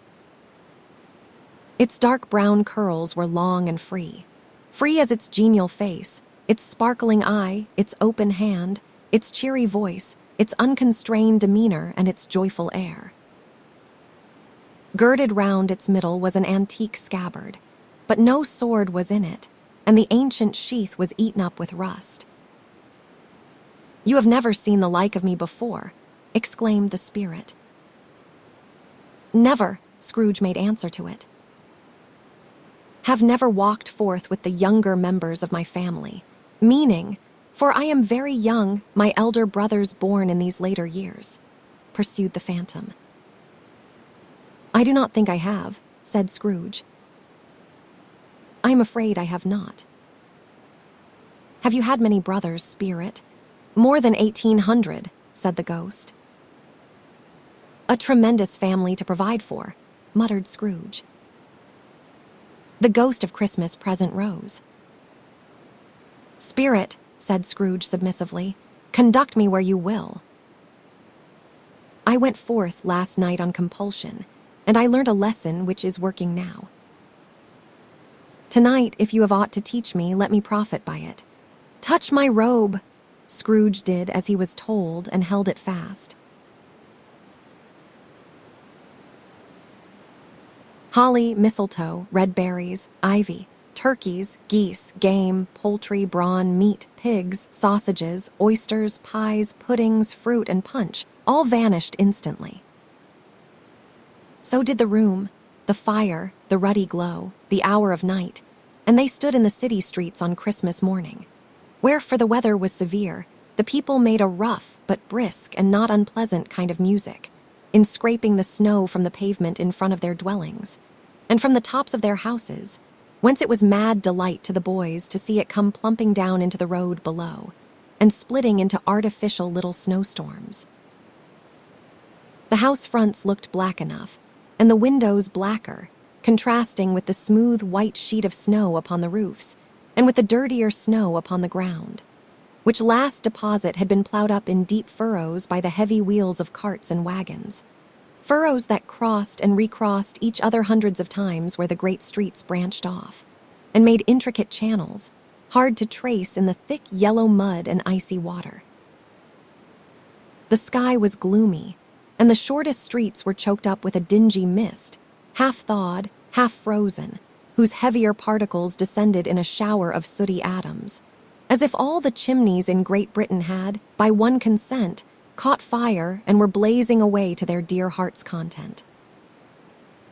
There was nothing very cheerful in the climate or the town, and yet was there an air of cheerfulness abroad that the clearest summer air and brightest summer sun might have endeavored to diffuse in vain.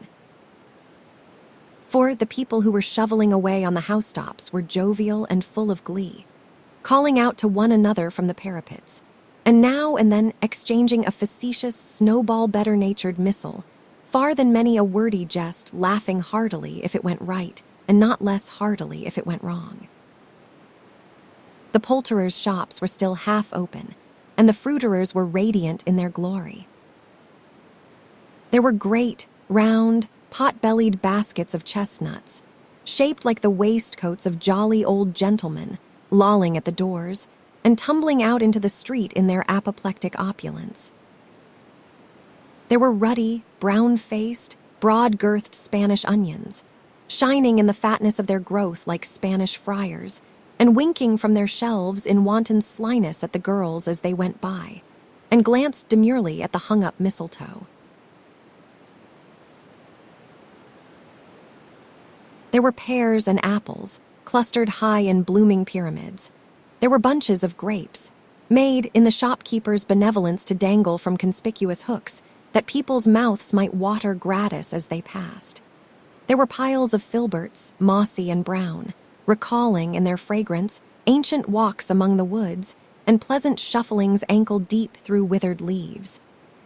There were Norfolk biffins, squat and swarthy, setting off the yellow of the oranges and lemons, and in the great compactness of their juicy persons, urgently entreating and beseeching to be carried home in paper bags and eaten after dinner. The very gold and silver fish, set forth among these choice fruits in a bowl, though members of a dull and stagnant-blooded race, appeared to know that there was something going on, and, to a fish, went gasping round and round their little world in slow and passionless excitement. The grocers, oh, the grocers, nearly closed with perhaps 2 shutters down or one, but through those gaps such glimpses. It was not alone that the scales descending on the counter made a merry sound, or that the twine and roller parted company so briskly, or that the canisters were rattled up and down like juggling tricks, or even that the blended scents of tea and coffee were so grateful to the nose, or even that the raisins were so plentiful and rare, the almonds so extremely white, the sticks of cinnamon so long and straight, the other spices so delicious. The candied fruits, so caked and spotted with molten sugar as to make the coldest lookers, on feel faint and subsequently bilious. Nor was it that the figs were moist and pulpy, or that the French plums blushed in modest tartness from their highly decorated boxes, or that everything was good to eat and in its Christmas dress.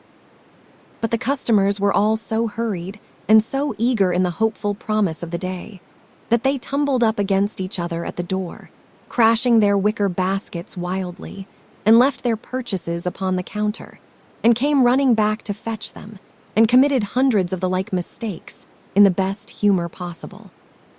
While the grocer and his people were so frank and fresh that the polished hearts with which they fastened their aprons behind might have been their own, worn outside for general inspection, and for Christmas daws to peck at if they chose. But soon the steeples called good people all, to church and chapel, and away they came, flocking through the streets in their best clothes and with their gayest faces. And at the same time, there emerged from scores of by-streets, lanes, and nameless turnings, innumerable people, carrying their dinners to the bakers' shops. The sight of these poor revelers appeared to interest the spirit very much, for he stood with Scrooge beside him in a baker's doorway, and taking off the covers as their bearers passed, sprinkled incense on their dinners from his torch.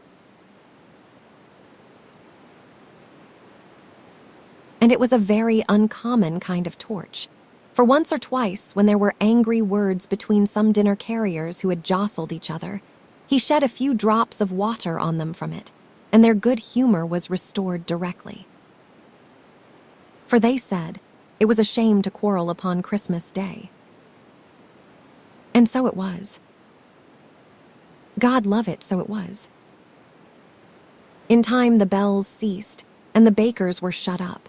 And yet there was a genial shadowing forth of all these dinners and the progress of their cooking in the thawed blotch of wet above each baker's oven, where the pavement smoked as if its stones were cooking too. "Is there a peculiar flavor in what you sprinkle from your torch?" asked Scrooge. "There is." "My own. Would it apply to any kind of dinner on this day?" asked Scrooge. "To any kindly given." "To a poor one most." "Why to a poor one most?" asked Scrooge. "Because it needs it most." "Spirit," said Scrooge, after a moment's thought, I wonder you, of all the beings in the many worlds about us, should desire to cramp these people's opportunities of innocent enjoyment. Aye, cried the spirit. You would deprive them of their means of dining every 7th day, often the only day on which they can be said to dine at all, said Scrooge. Would not you? Aye, cried the spirit. You seek to close these places on the 7th day, said Scrooge. And it comes to the same thing. I seek, exclaimed the spirit. Forgive me if I am wrong. It has been done in your name, or at least in that of your family, said Scrooge. There are some upon this earth of yours, returned the spirit, who lay claim to know us, and who do their deeds of passion, pride, ill will, hatred, envy, bigotry, and selfishness in our name, who are as strange to us and all our kith and kin as if they had never lived. Remember that, and charge their doings on themselves, not us. Scrooge promised that he would, and they went on, invisible as they had been before, into the suburbs of the town. It was a remarkable quality of the ghost, which Scrooge had observed at the baker's, that notwithstanding his gigantic size, he could accommodate himself to any place with ease, and that he stood beneath a low roof quite as gracefully and like a supernatural creature as it was possible he could have done in any lofty hall. And perhaps it was the pleasure the good spirit had in showing off this power of his, or else it was his own kind, generous, hearty nature, and his sympathy with all poor men, that led him straight to Scrooge's clerks. For there he went and took Scrooge with him, holding to his robe, and on the threshold of the door the spirit smiled and stopped to bless Bob Cratchit's dwelling with the sprinkling of his torch. Think of that. Bob had but 15 bobby a week himself. He pocketed on Saturdays but 15 copies of his Christian name, and yet the ghost of Christmas present blessed his 4-roomed house. Then up rose Mrs. Cratchit, Cratchit's wife, dressed out but poorly in a twice-sterned gown, but brave in ribbons, which are cheap and make a goodly show for 6pence. And she laid the cloth, assisted by Belinda Cratchit, second of her daughters, also brave in ribbons. While Master Peter Cratchit plunged a fork into the saucepan of potatoes, and getting the corners of his monstrous shirt collar, Bob's private property, conferred upon his son and heir in honor of the day into his mouth, rejoiced to find himself so gallantly attired, and yearned to show his linen in the fashionable parks. And now 2 smaller Cratchits, boy and girl, came tearing in, screaming that outside the baker's they had smelt the goose, and known it for their own. And basking in luxurious thoughts of sage and onion, these young Cratchits danced about the table, and exalted Master Peter Cratchit to the skis, while he, not proud, although his collars nearly choked him, blew the fire, until the slow potatoes bubbling up knocked loudly at the saucepan lid to be let out and peeled. "What has ever got your precious father, then?" said Mrs. Cratchit. "And your brother, Tiny Tim?" "And Martha warn't as late last Christmas Day by half an hour." "Here is Martha, mother," said a girl, appearing as she spoke. "Here is Martha, mother," cried the 2 young Cratchits. "Hurrah! There is such a goose, Martha." "Why, bless your heart alive, my dear, how late you are," said Mrs. Cratchit, kissing her a dozen times, and taking off her shawl and bonnet for her with officious zeal. "We would a deal of work to finish up last night," replied the girl, "and had to clear away this morning, mother." "Well, never mind so long as you are come," said Mrs. Cratchit. "Sit ye down before the fire, my dear, and have a warm Lord bless." "No, no." "There is father coming," cried the 2 young Cratchits, who were everywhere at once. "Hide, Martha, hide!" So Martha hid herself, and in came little Bob, the father, with at least 3 feet of comforter exclusive of the fringe, hanging down before him, and his threadbare clothes darned up and brushed to look seasonable, and Tiny Tim upon his shoulder. Alas for Tiny Tim, he bore a little crutch, and had his limbs supported by an iron frame. "Why, where's our Martha?" cried Bob Cratchit, looking round. "Not coming," said Mrs. Cratchit. "Not coming," said Bob, with a sudden declension in his high spirits, for he had been Tim's blood horse all the way from church and had come home rampant. "Not coming upon Christmas Day?"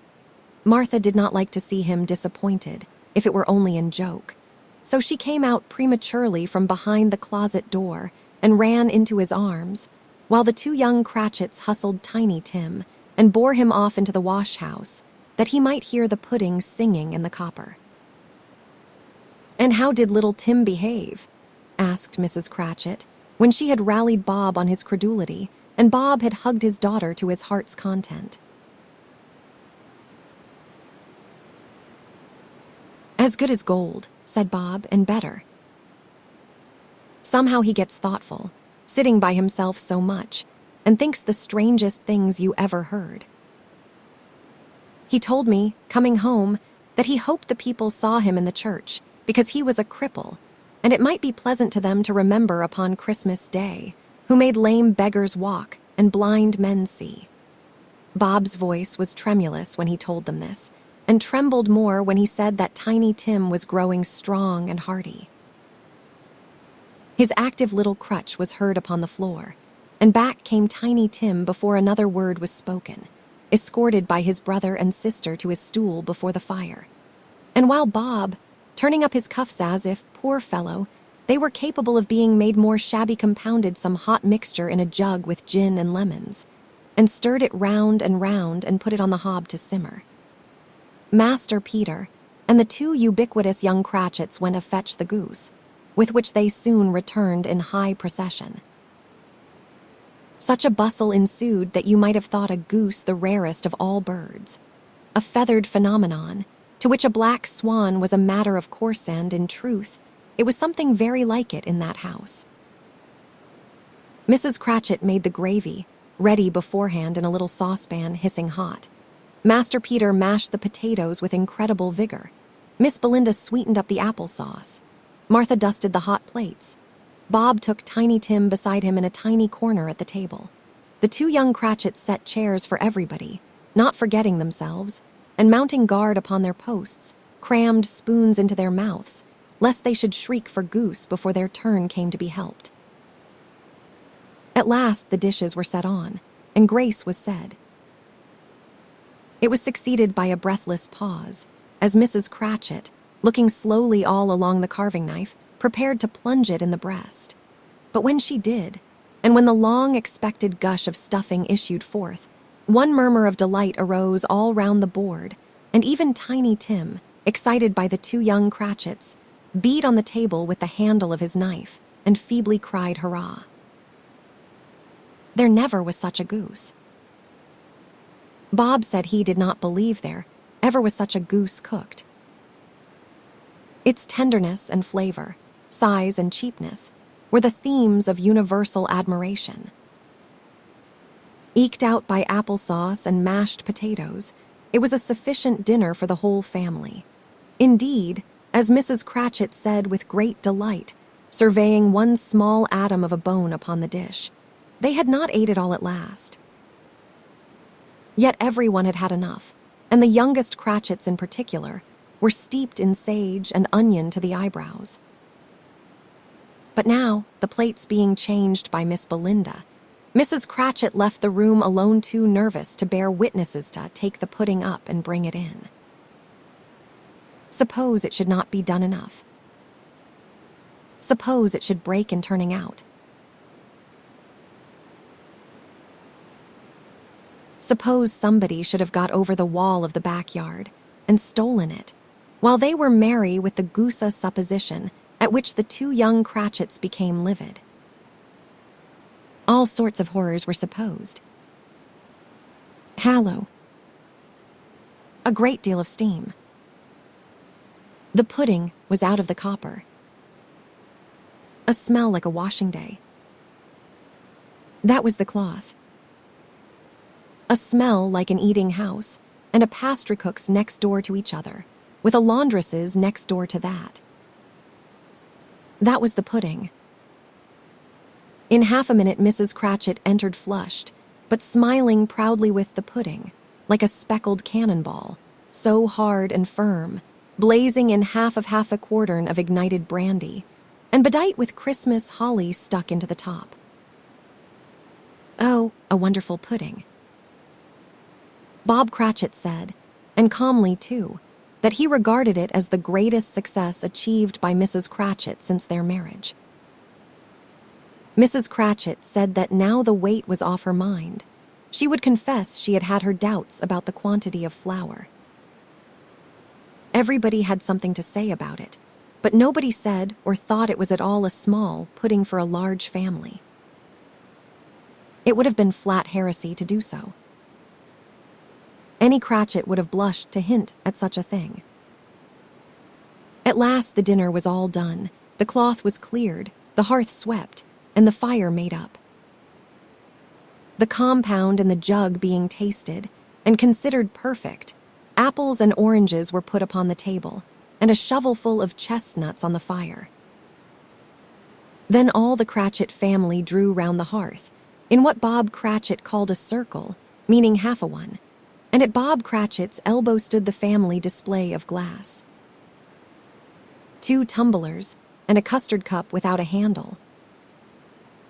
These held the hot stuff from the jug, however, as well as golden goblets would have done, and Bob served it out with beaming looks, while the chestnuts on the fire sputtered and cracked noisily. Then Bob proposed, "A Merry Christmas to us all, my dears." "God bless us," which all the family re-echoed. "God bless us, everyone," said Tiny Tim, the last of all. He sat very close to his father's side, upon his little stool. Bob held his withered little hand in his, as if he loved the child and wished to keep him by his side, and dreaded that he might be taken from him. "Spirit," said Scrooge, with an interest he had never felt before, "tell me if Tiny Tim will live." "I see a vacant seat," replied the ghost, "in the poor chimney corner, and a crutch without an owner, carefully preserved. If these shadows remain unaltered by the future, the child will die." "No, no," said Scrooge.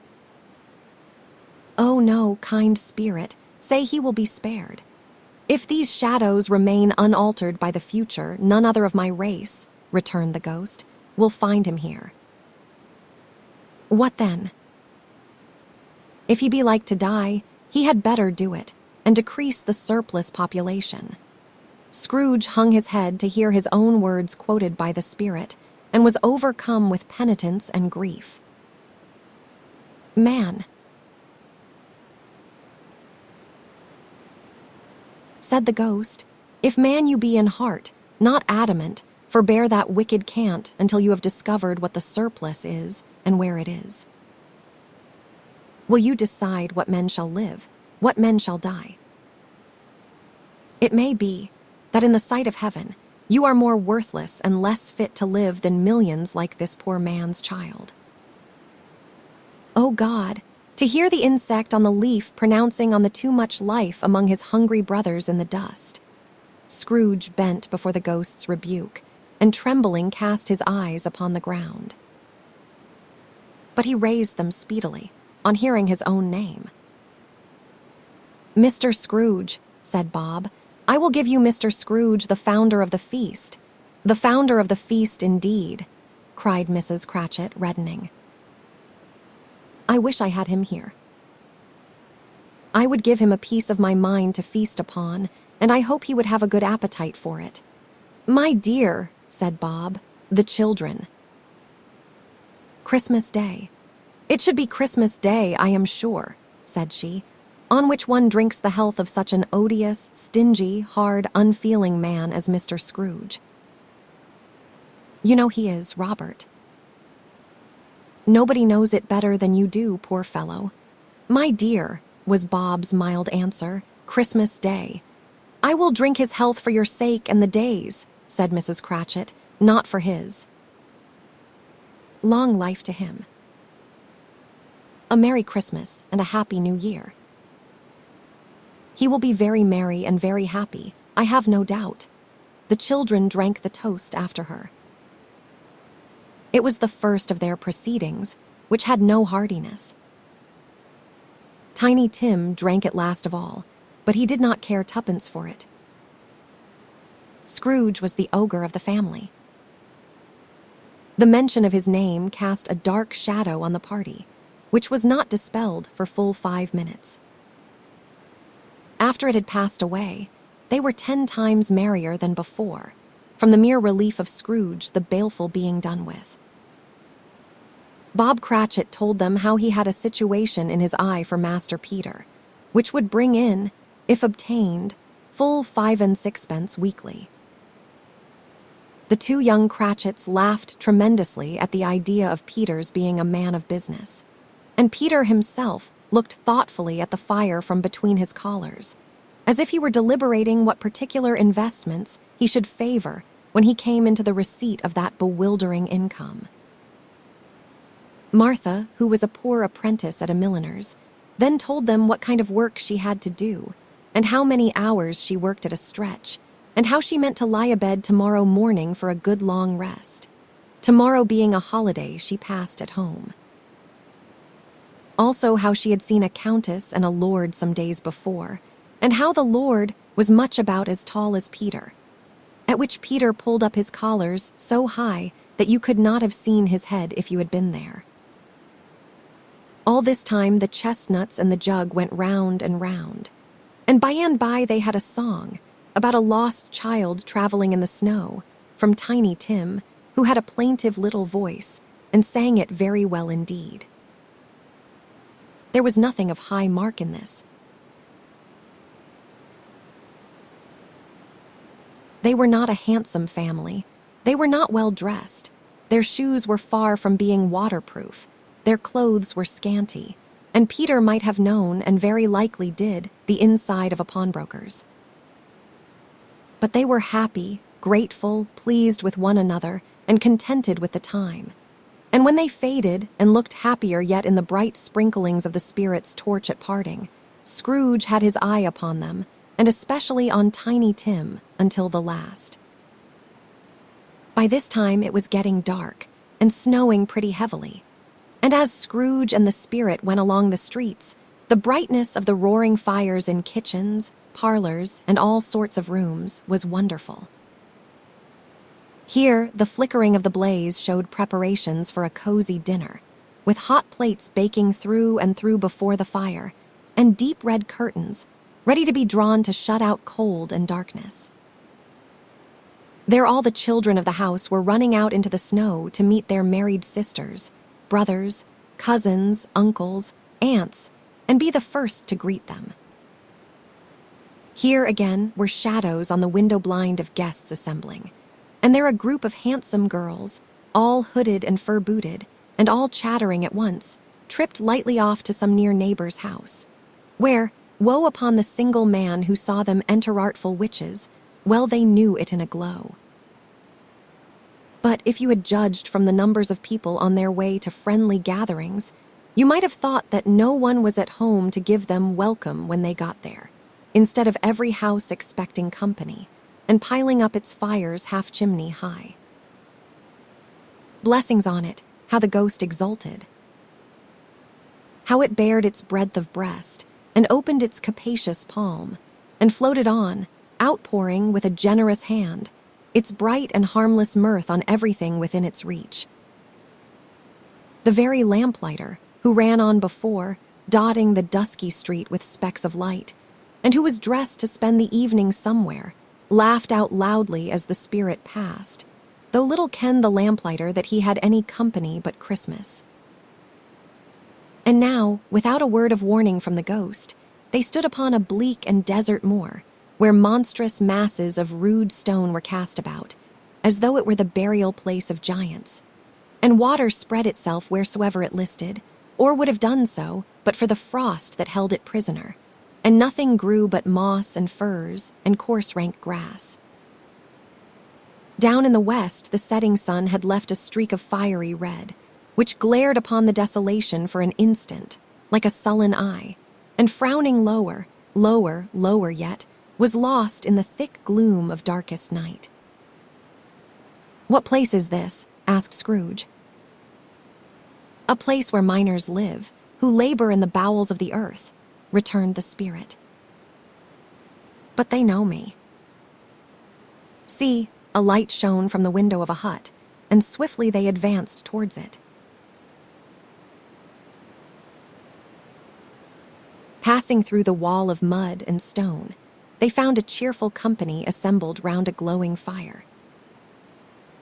An old, old man and woman, with their children and their children's children, and another generation beyond that, all decked out gaily in their holiday attire.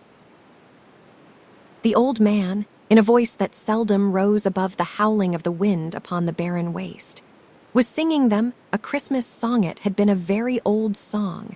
When he was a boy, and from time to time, they all joined in the chorus.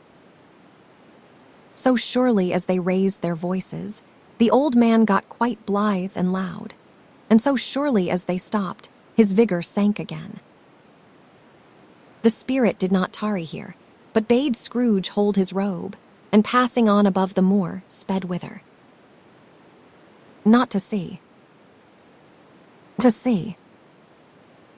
To Scrooge's horror, looking back, he saw the last of the land, a frightful range of rocks behind them, and his ears were deafened by the thundering of water as it rolled and roared, and raged among the dreadful caverns it had worn, and fiercely tried to undermine the earth.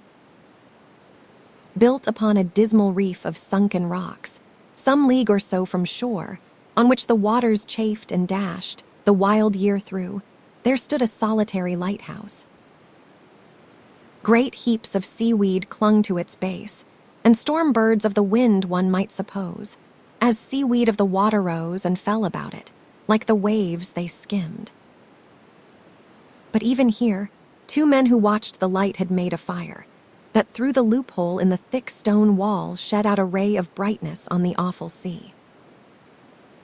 Joining their horny hands over the rough table at which they sat, they wished each other Merry Christmas in their can of grog, and one of them, the elder too, with his face all damaged and scarred with hard weather, as the figurehead of an old ship might be, struck up a sturdy song that was like a gale in itself. Again the ghost sped on, above the black and heaving sea on until, being far away, as he told Scrooge from any shore, they lighted on a ship. They stood beside the helmsman at the wheel, the lookout in the bow, the officers who had the watch, dark, ghostly figures in their several stations. But every man among them hummed a Christmas tune, or had a Christmas thought, or spoke below his breath to his companion of some bygone Christmas day, with homeward hopes belonging to it. And every man on board, waking or sleeping, good or bad, had had a kinder word for another on that day than on any day in the year, and had shared to some extent in its festivities, and had remembered those he cared for at a distance, and had known that they delighted to remember him. It was a great surprise to Scrooge, while listening to the moaning of the wind, and thinking what a solemn thing it was to move on through the lonely darkness over an unknown abyss, whose depths were secrets as profound as death. It was a great surprise to Scrooge, while thus engaged, to hear a hearty laugh. It was a much greater surprise to Scrooge to recognize it as his own nephew's, and to find himself in a bright, dry, gleaming room, with the spirit standing smiling by his side, and looking at that same nephew with approving affability. "Ha, ha," laughed Scrooge's nephew. "Ha, ha, ha. If you should happen, by any unlikely chance, to know a man more blessed in a laugh than Scrooge's nephew, all I can say is, I should like to know him too. Introduce him to me, and I will cultivate his acquaintance. It is a fair, even-handed, noble adjustment of things, that while there is infection in disease and sorrow, there is nothing in the world so irresistibly contagious as laughter and good humor." When Scrooge's nephew laughed in this way, holding his sides, rolling his head and twisting his face into the most extravagant contortions. Scrooge's niece, by marriage, laughed as heartily as he. And their assembled friends, being not a bit behindhand, roared out lustily. Ha ha. Ha ha ha ha. He said that Christmas was a humbug, as I live, cried Scrooge's nephew. He believed it too. More shame for him, Fred, said Scrooge's niece indignantly. Bless those women. They never do anything by halves. They are always in earnest. She was very pretty, exceedingly pretty, with a dimpled, surprised-looking, capital face, a ripe little mouth that seemed made to be kissed, as no doubt it was, all kinds of good little dots about her chin that melted into one another when she laughed, and the sunniest pair of eyes you ever saw in any little creature's head. Altogether, she was what you would have called provoking, you know, but satisfactory too. Oh, perfectly satisfactory. He is a comical old fellow, said Scrooge's nephew. That is the truth, and not so pleasant as he might be. However, his offenses carry their own punishment, and I have nothing to say against him. I am sure he is very rich, Fred, hinted Scrooge's niece. At least you always tell me so. What of that, my dear? Said Scrooge's nephew. His wealth is of no use to him. He do not do any good with it. He do not make himself comfortable with it. He has not the satisfaction of thinking, that he is ever going to benefit us with it. I have no patience with him, observed Scrooge's niece. Scrooge's niece's sisters, and all the other ladies, expressed the same opinion. Oh, I have, said Scrooge's nephew. I am sorry for him. I could not be angry with him if I tried. Who suffers by his ill whims? Himself always. Here he takes it into his head to dislike us, and he will not come and dine with us. What is the consequence? He do not lose much of a dinner. Indeed, I think he loses a very good dinner, interrupted Scrooge's niece. Everybody else said the same, and they must be allowed to have been competent judges, because they had just had dinner, and, with the dessert upon the table, were clustered round the fire by lamplight. Well, I am very glad to hear it, said Scrooge's nephew, because I have not great faith in these young housekeepers. What do you say, Topper? Topper had clearly got his eye upon one of Scrooge's niece's sisters, for he answered that a bachelor was a wretched outcast, who had no right to express an opinion on the subject. Whereat Scrooge's niece's sister, the plump, one with the lace tucker, not the one with the roses blushed. Do go on, Fred, said Scrooge's niece, clapping her hands. He never finishes what he begins to say.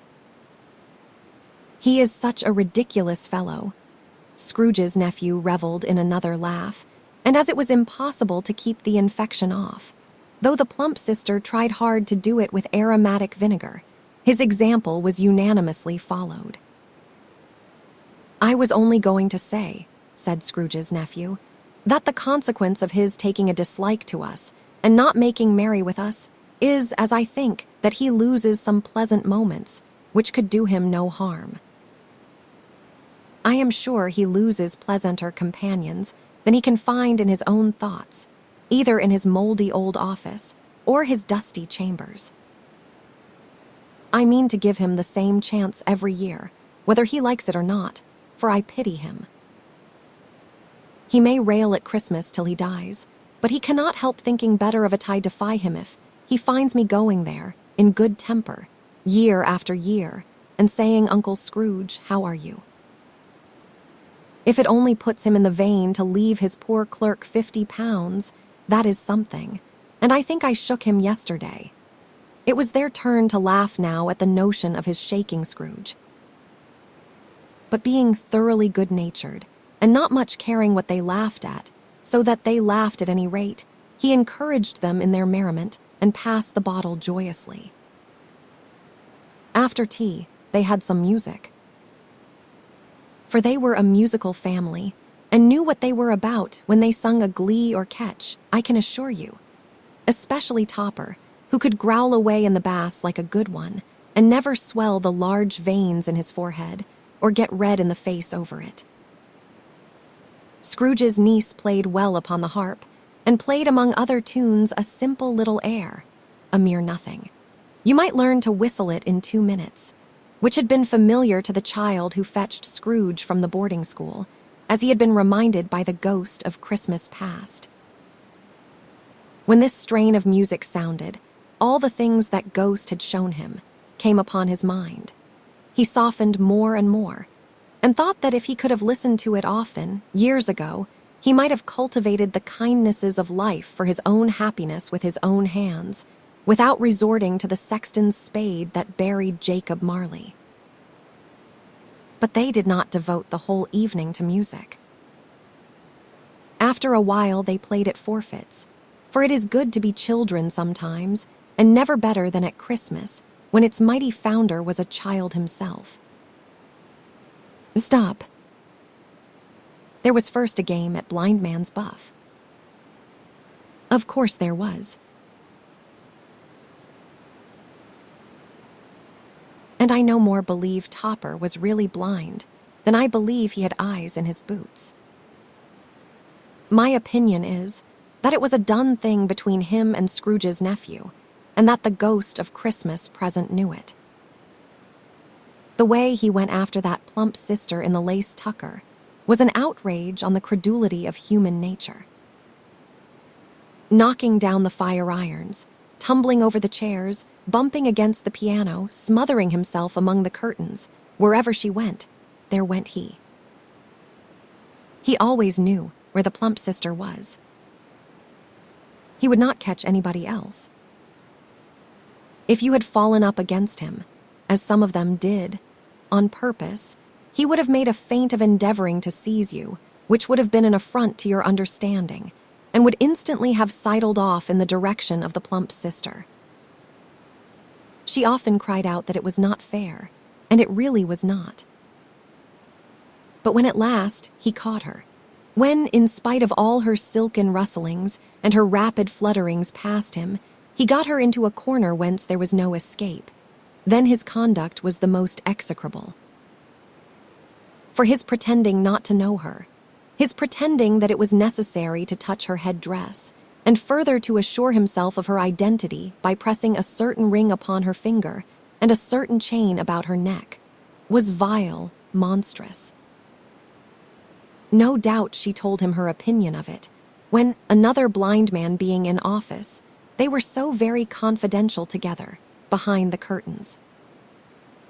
Scrooge's niece was not one of the blind man's buff party, but was made comfortable with a large chair and a footstool, in a snug corner, where the ghost and Scrooge were close behind her.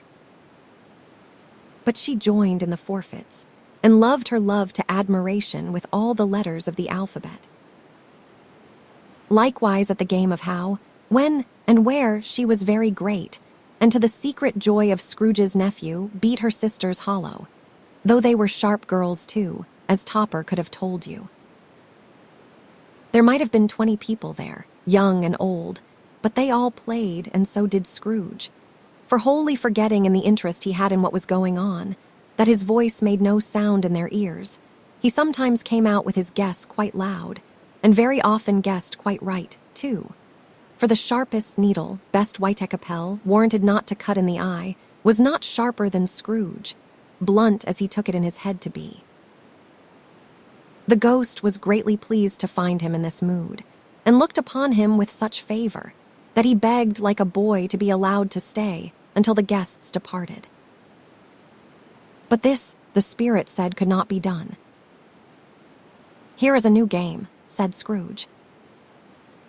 1/2 hour, spirit, only one. It was a game called Yes and No, where Scrooge's nephew had to think of something, and the rest must find out what. he only answering to their questions yes or no, as the case was.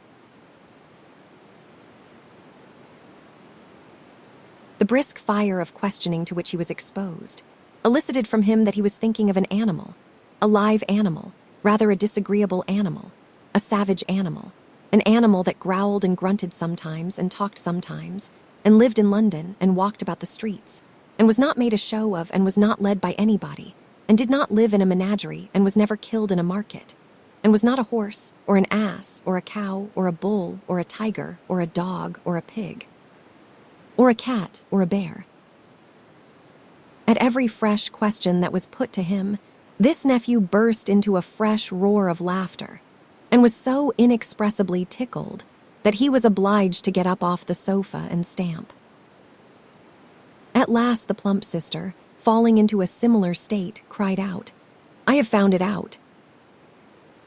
"I know what it is, Fred." "I know what it is. What is it?" cried Fred.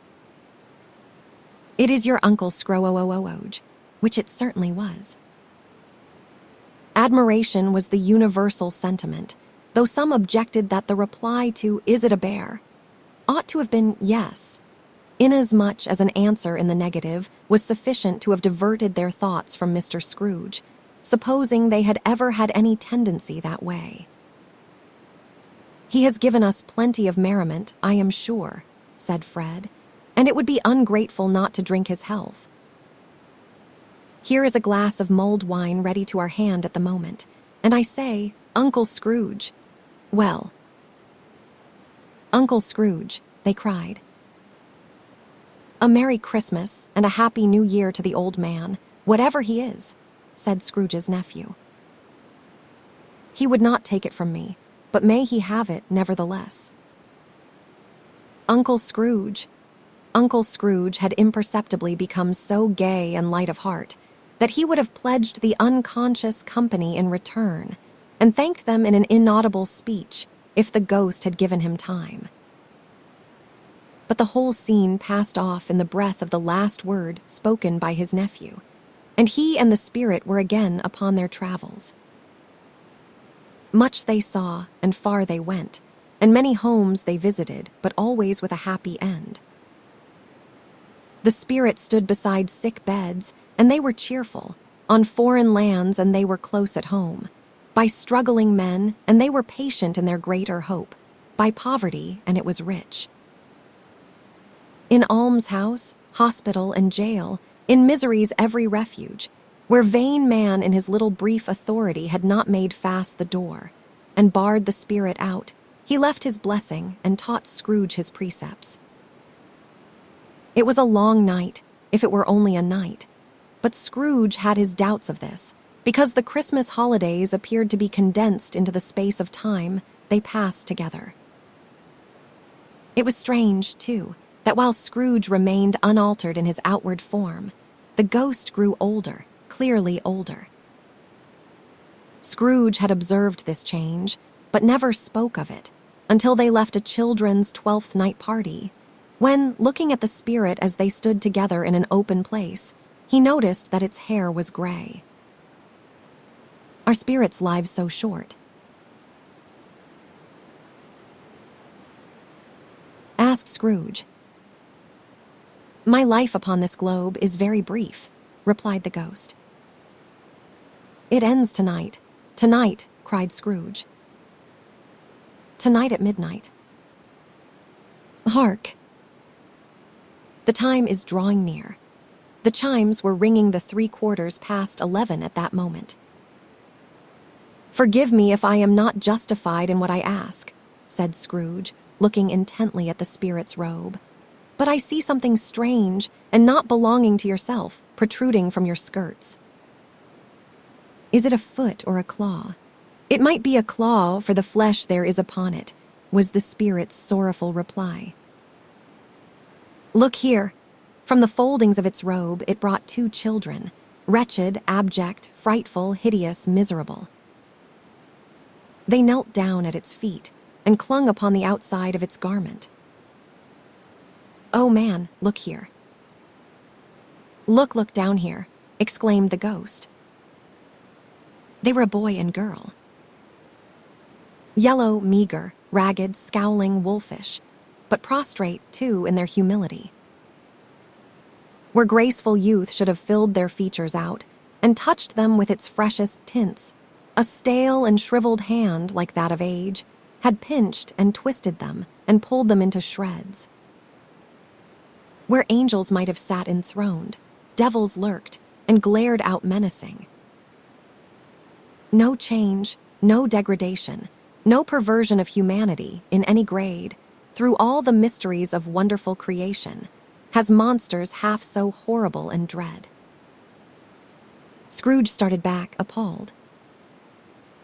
Having them shown to him in this way, he tried to say they were fine children, but the words choked themselves, rather than be parties to a lie of such enormous magnitude.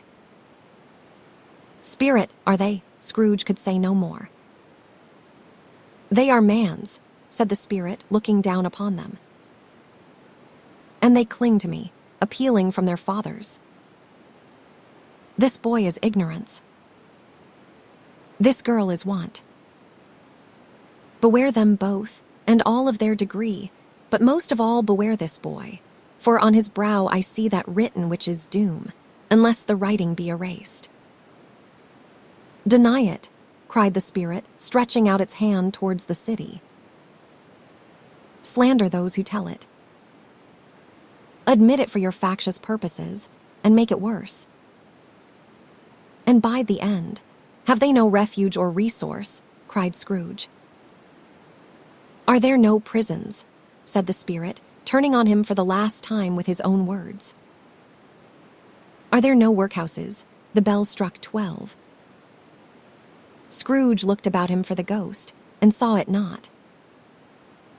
As the last stroke ceased to vibrate, he remembered the prediction of old Jacob Marley, and lifting up his eyes, beheld a solemn phantom, draped and hooded, coming, like a mist along the ground, towards him. Stave IV. The last of the SPIRITS, the phantom slowly, gravely, silently approached. When it came near him, Scrooge bent down upon his knee, for in the very air through which this spirit moved it seemed to scatter gloom and mystery. It was shrouded in a deep black garment, which concealed its head, its face, its form, and left nothing of it visible save one outstretched hand.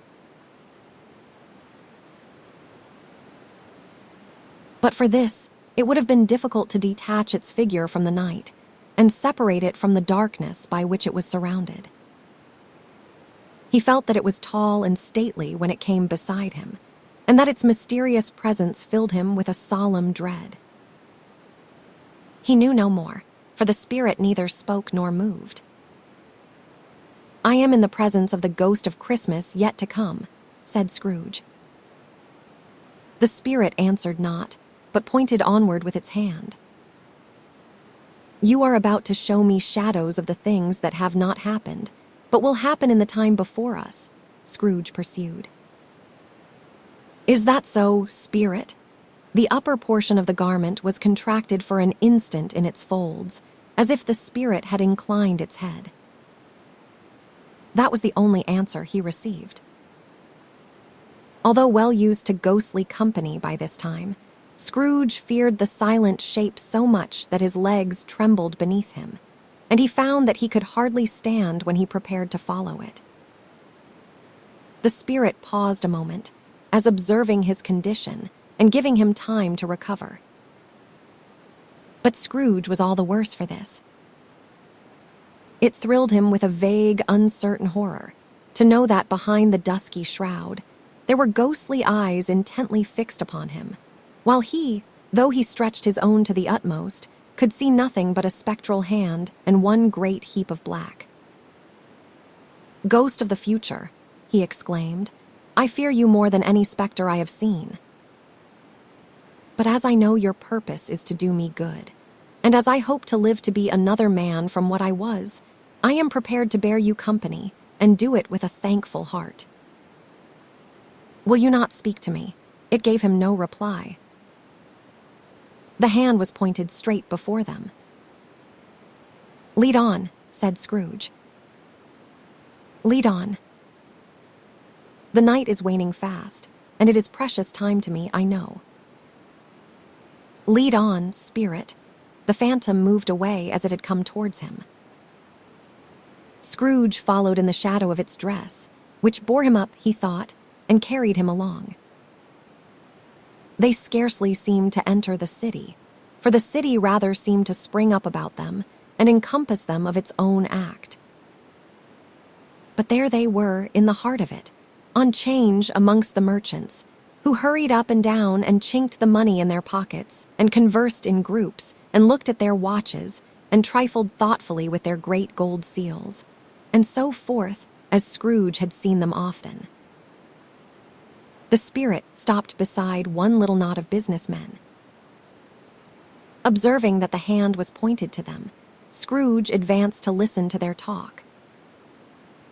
"No," said a great fat man with a monstrous chin, "I do not know much about it either way." "I only know he is dead."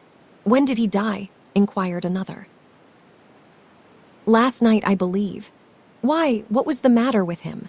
asked a third, taking a vast quantity of snuff out of a very large snuff-box.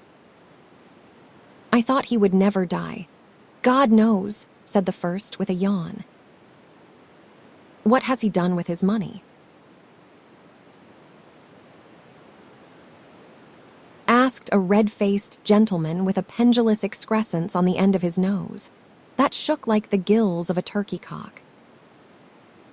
"I have not heard," said the man with the large chin, yawning again.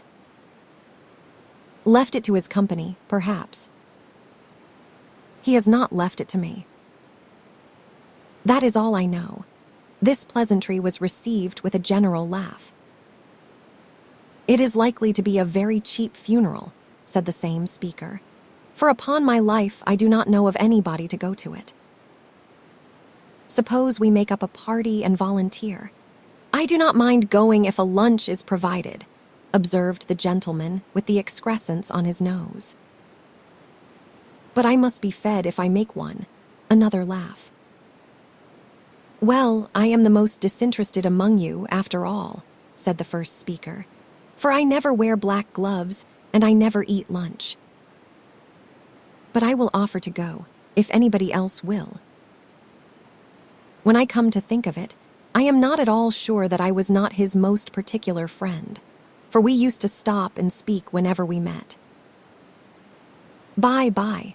Speakers and listeners strolled away and mixed with other groups.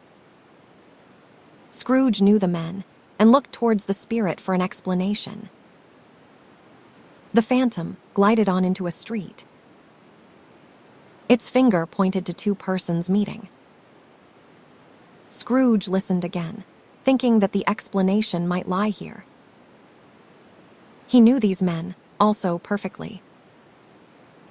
They were men of business, very wealthy and of great importance.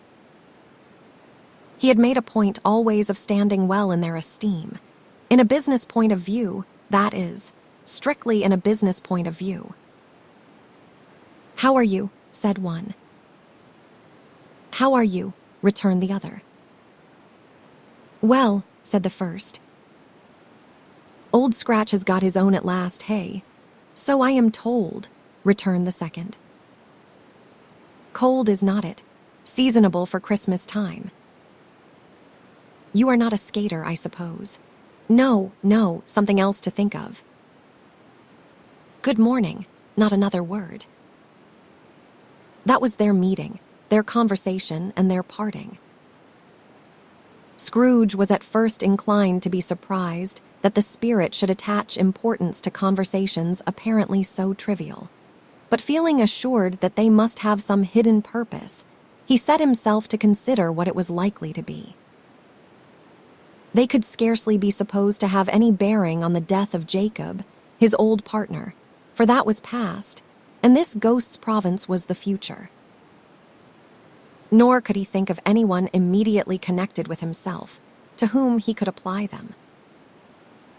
But nothing doubting that to whomsoever they applied they had some latent moral for his own improvement, he resolved to treasure up every word he heard and everything he saw, and especially to observe the shadow of himself when it appeared. For he had an expectation that the conduct of his future self would give him the clue he missed, and would render the solution of these riddles easy.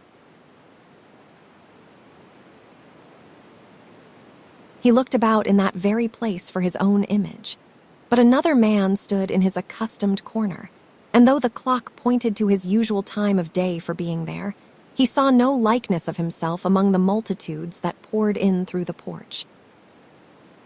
It gave him little surprise, however, for he had been revolving in his mind a change of life, and thought and hoped he saw his newborn resolutions carried out in this. Quiet and dark, beside him stood the phantom with its outstretched hand. When he roused himself from his thoughtful quest, he fancied from the turn of the hand, and its situation in reference to himself, that the unseen eyes were looking at him keenly. It made him shudder and feel very cold. They left the busy scene and went into an obscure part of the town, where Scrooge had never penetrated before, although he recognized its situation and its bad repute. The ways were foul and narrow, the shops and houses wretched, the people half-naked, drunken, slipshod, ugly. Alleys and archways, like so many cesspools, disgorged their offenses of smell and dirt and life upon the straggling streets, and the whole quarter reeked with crime, with filth and misery. Far in this den of infamous resort, there was a low-browed, beetling shop, below a penthouse roof, where iron, old rags, bottles, bones, and greasy offal were bought. Upon the floor within were piled up heaps of rusty keys, nails, chains, hinges, files, scales, weights, and refuse iron of all kinds. Secrets that few would like to scrutinize were bred and hidden in mountains of unseemly rags, masses of corrupted fat, and sepulchres of bones.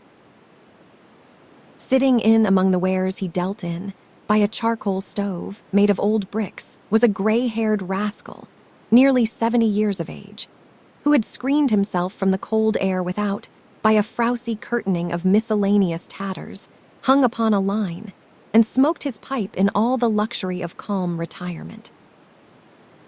Scrooge and the phantom came into the presence of this man, just as a woman with a heavy bundle slunk into the shop. But she had scarcely entered, when another woman, similarly laden, came in too, and she was closely followed by a man in faded black, who was no less startled by the sight of them than they had been upon the recognition of each other.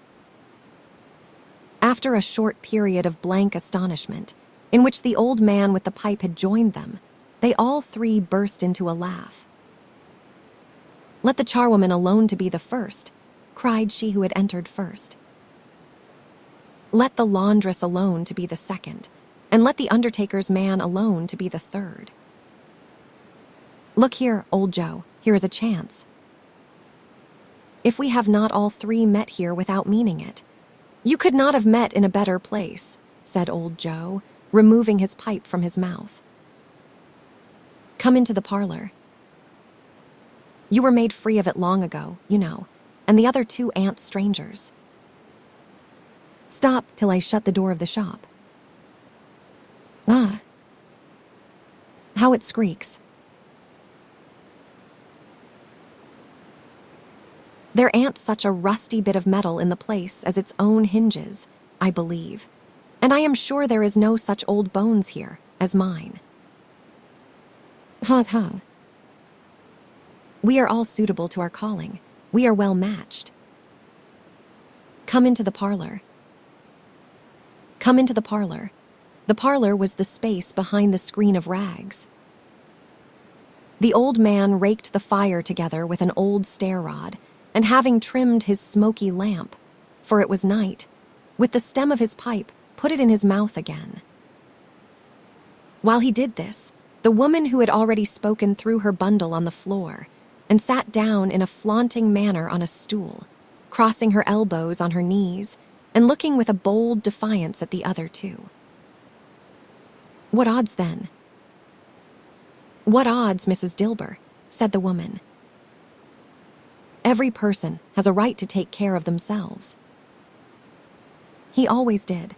That is true indeed, said the laundress. No man more so. Why then, do not stand staring as if you was afraid, woman, who is the wiser? We are not going to pick holes in each other's coats, I suppose. No, indeed, said Mrs. Dilber and the man together. We should hope not. Very well then, cried the woman. That is enough. Who is the worse for the loss of a few things like these? Not a dead man, I suppose.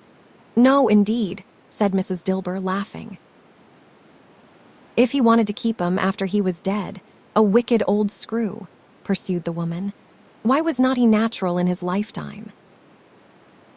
If he had been, he would have had somebody to look after him when he was struck with death, instead of lying gasping out his last there, alone by himself. It is the truest word that ever was spoke, said Mrs. Dilber. It is a judgment on him. I wish it was a little heavier judgment, replied the woman, and it should have been, you may depend upon it, if I could have laid my hands on anything else. Open that bundle, old Joe, and let me know the value of it. Speak out plain. I am not afraid to be the first, nor afraid for them to see it. We know pretty well that we were helping ourselves, before we met here, I believe. It is no sin. Open the bundle, Joe. But the gallantry of her friends would not allow of this, and the man in faded black, mounting the breech first, produced his plunder.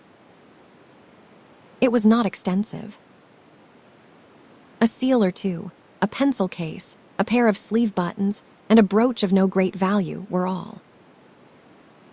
They were severally examined and appraised by old Joe, who chalked the sums he was disposed to give for each upon the wall, and added them up into a total when he found there was nothing more to come.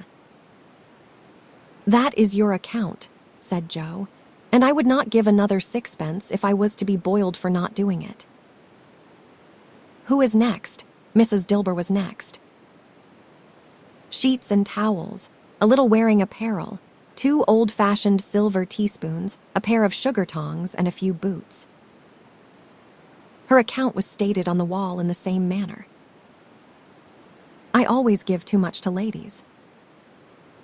It is a weakness of mine, and that is the way I ruin myself, said old Joe. That is your account.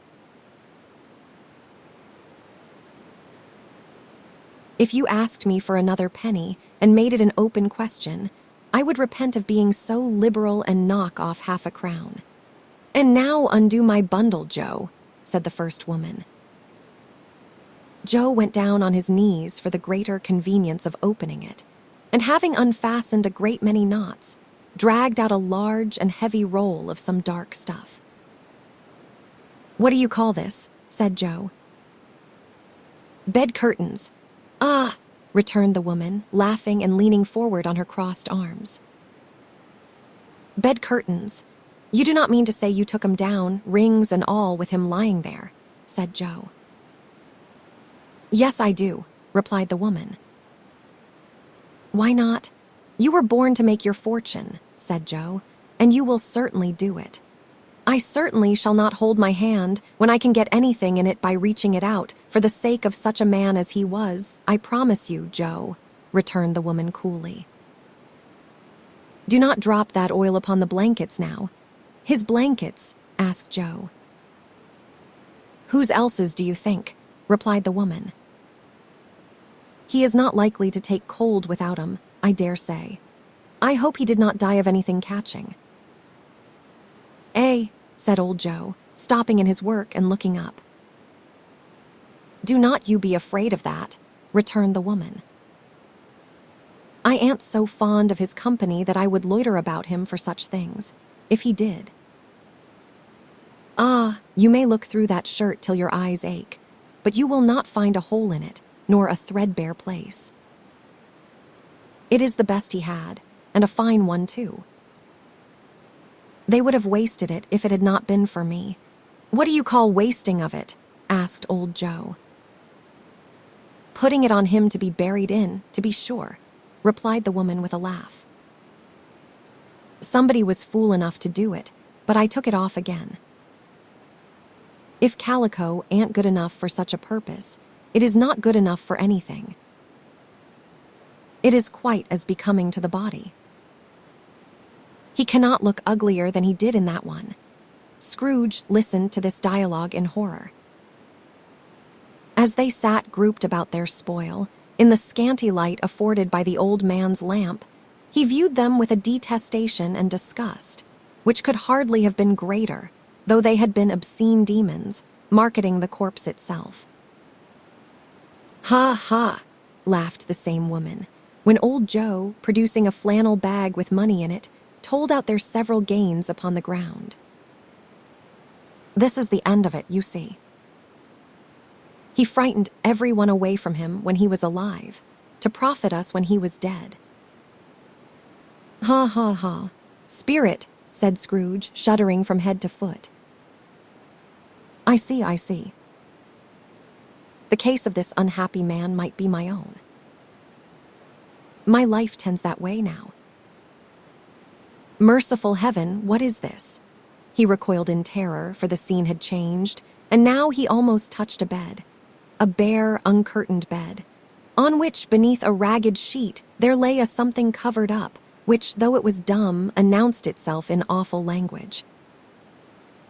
The room was very dark, too dark to be observed with any accuracy, though Scrooge glanced round it in obedience to a secret impulse, anxious to know what kind of room it was.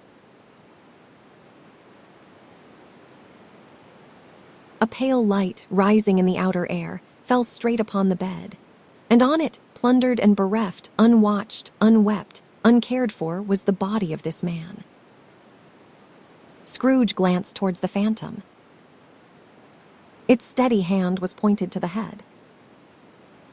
The cover was so carelessly adjusted that the slightest raising of it, the motion of a finger upon Scrooge's part, would have disclosed the face. He thought of it, felt how easy it would be to do, and longed to do it, but had no more power to withdraw the veil than to dismiss the spectre at his side.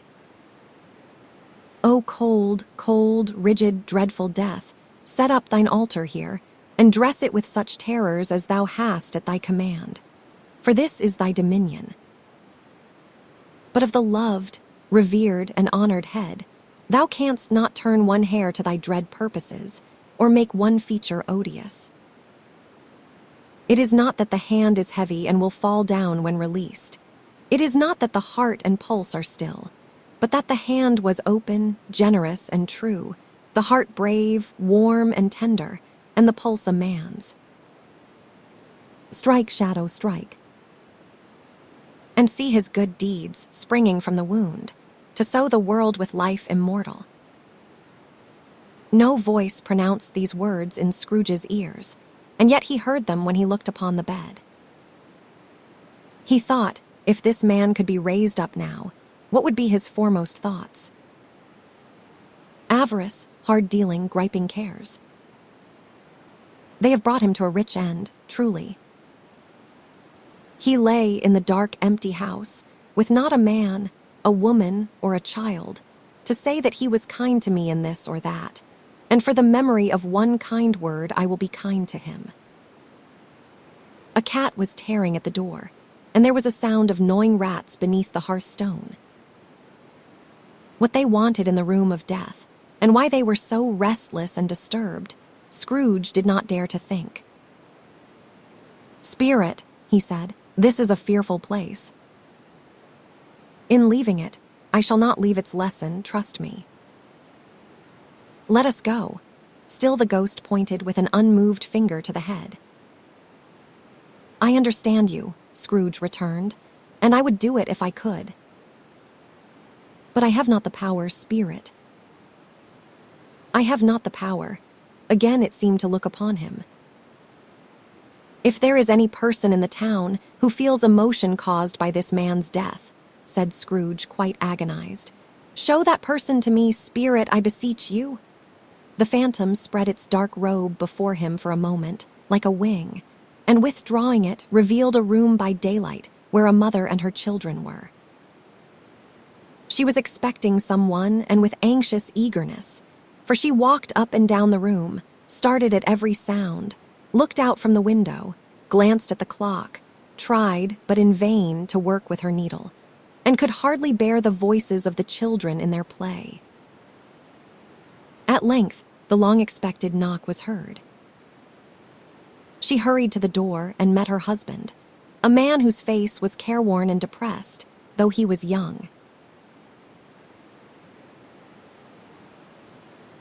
There was a remarkable expression in it now, a kind of serious delight of which he felt ashamed and which he struggled to repress. He sat down to the dinner that had been hoarding for him by the fire, and when she asked him faintly what news, which was not until after a long silence, he appeared embarrassed how to answer. "Is it good," she said, "or bad, to help him?" "Bad," he answered. "We are quite ruined. No, there is hope yet, Caroline. If he relents," she said, amazed, "there is." "Nothing is past hope if such a miracle has happened." "He is past relenting," said her husband. "He is dead." She was a mild and patient creature if her face spoke truth, but she was thankful in her soul to hear it, and she said so with clasped hands. She prayed forgiveness the next moment and was sorry, but the first was the emotion of her heart. "What the half-drunken woman whom I told you of last night said to me, when I tried to see him and obtain a week's delay, and what I thought was a mere excuse to avoid me, turns out to have been quite true. He was not only very ill, but dying then. To whom will our debt be transferred? I do not know. But before that time, we shall be ready with the money, and even though we were not, it would be a bad fortune indeed to find so merciless a creditor in his successor. We may sleep tonight with light hearts, Caroline. Yes." Soften it as they would, their hearts were lighter.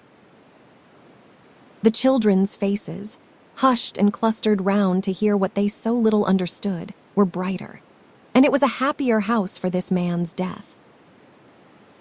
The only emotion that the ghost could show him, caused by the event, was one of pleasure.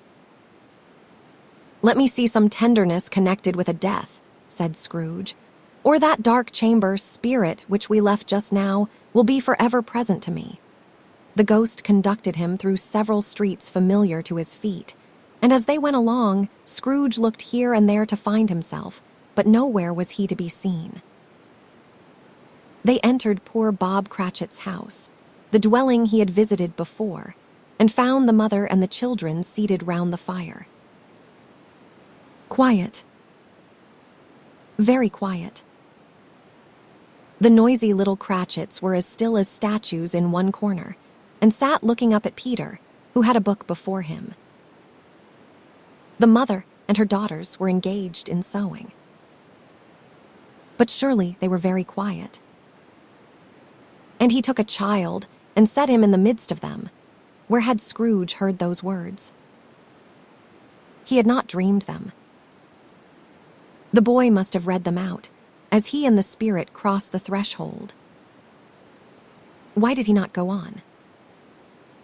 The mother laid her work upon the table and put her hand up to her face. "The color hurts my eyes," she said. "The color. Ah, poor Tiny Tim." "They are better now again," said Cratchit's wife.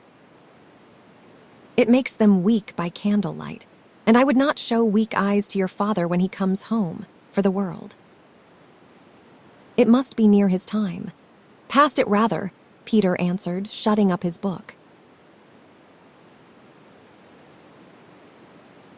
"But I think he has walked a little slower than he used, these few last evenings, mother." They were very quiet again. At last she said, and in a steady, cheerful voice that only faltered once, I have known him walk with Tiny Tim upon his shoulder, very fast indeed." "And so have I," cried Peter. Often, and so have I, exclaimed another. So had all. But he was very light to carry, she resumed, intent upon her work, and his father loved him so that it was no trouble, no trouble. And there is your father at the door.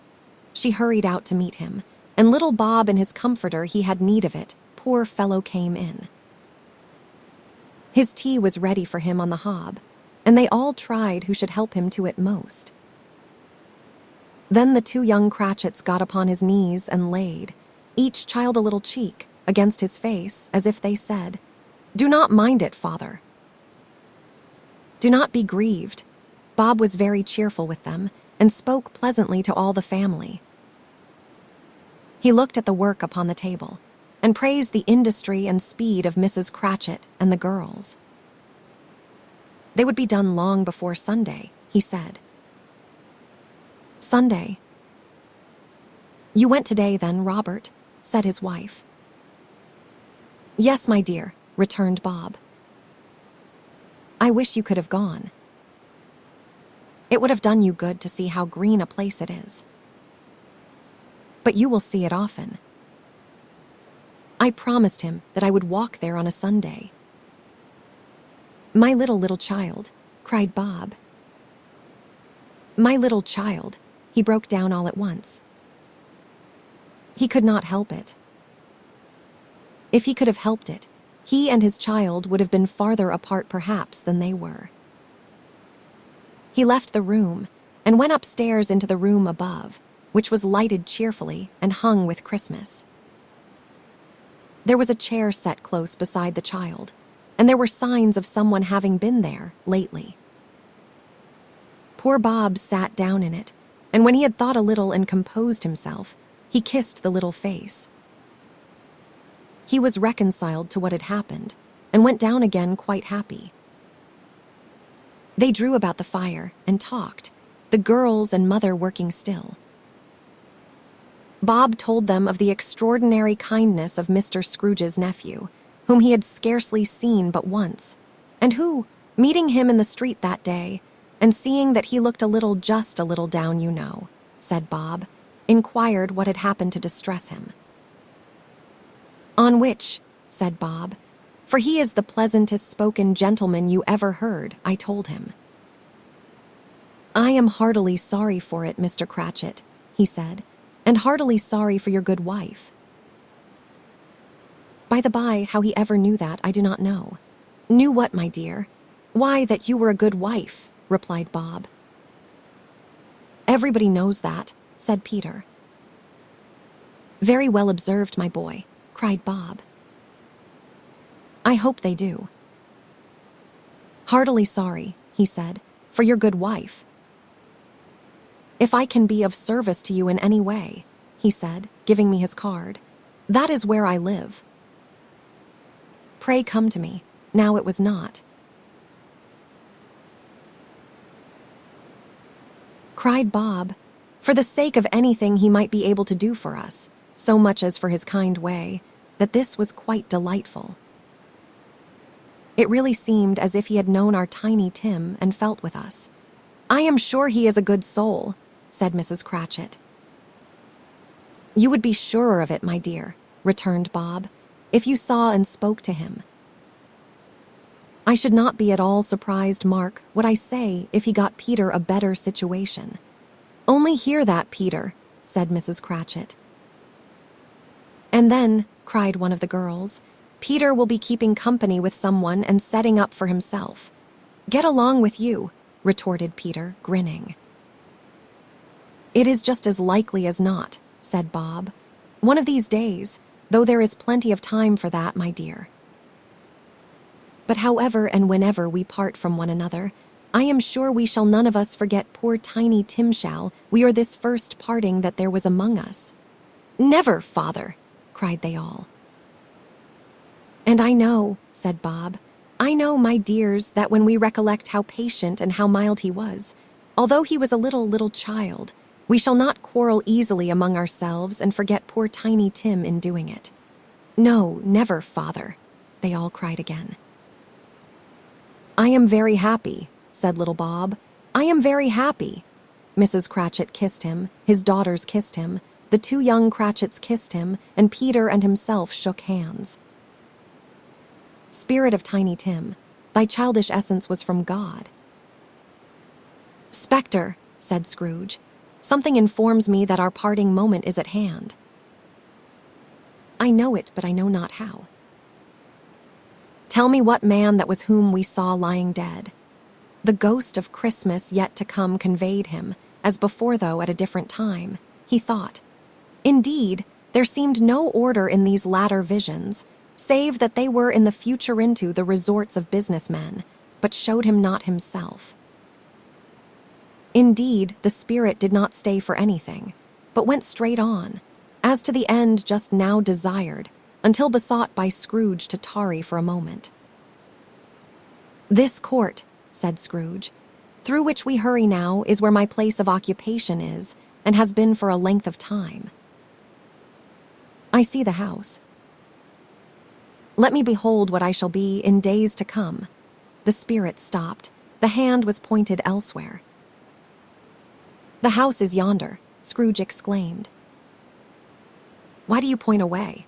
The inexorable finger underwent no change. Scrooge hastened to the window of his office and looked in. It was an office still, but not his.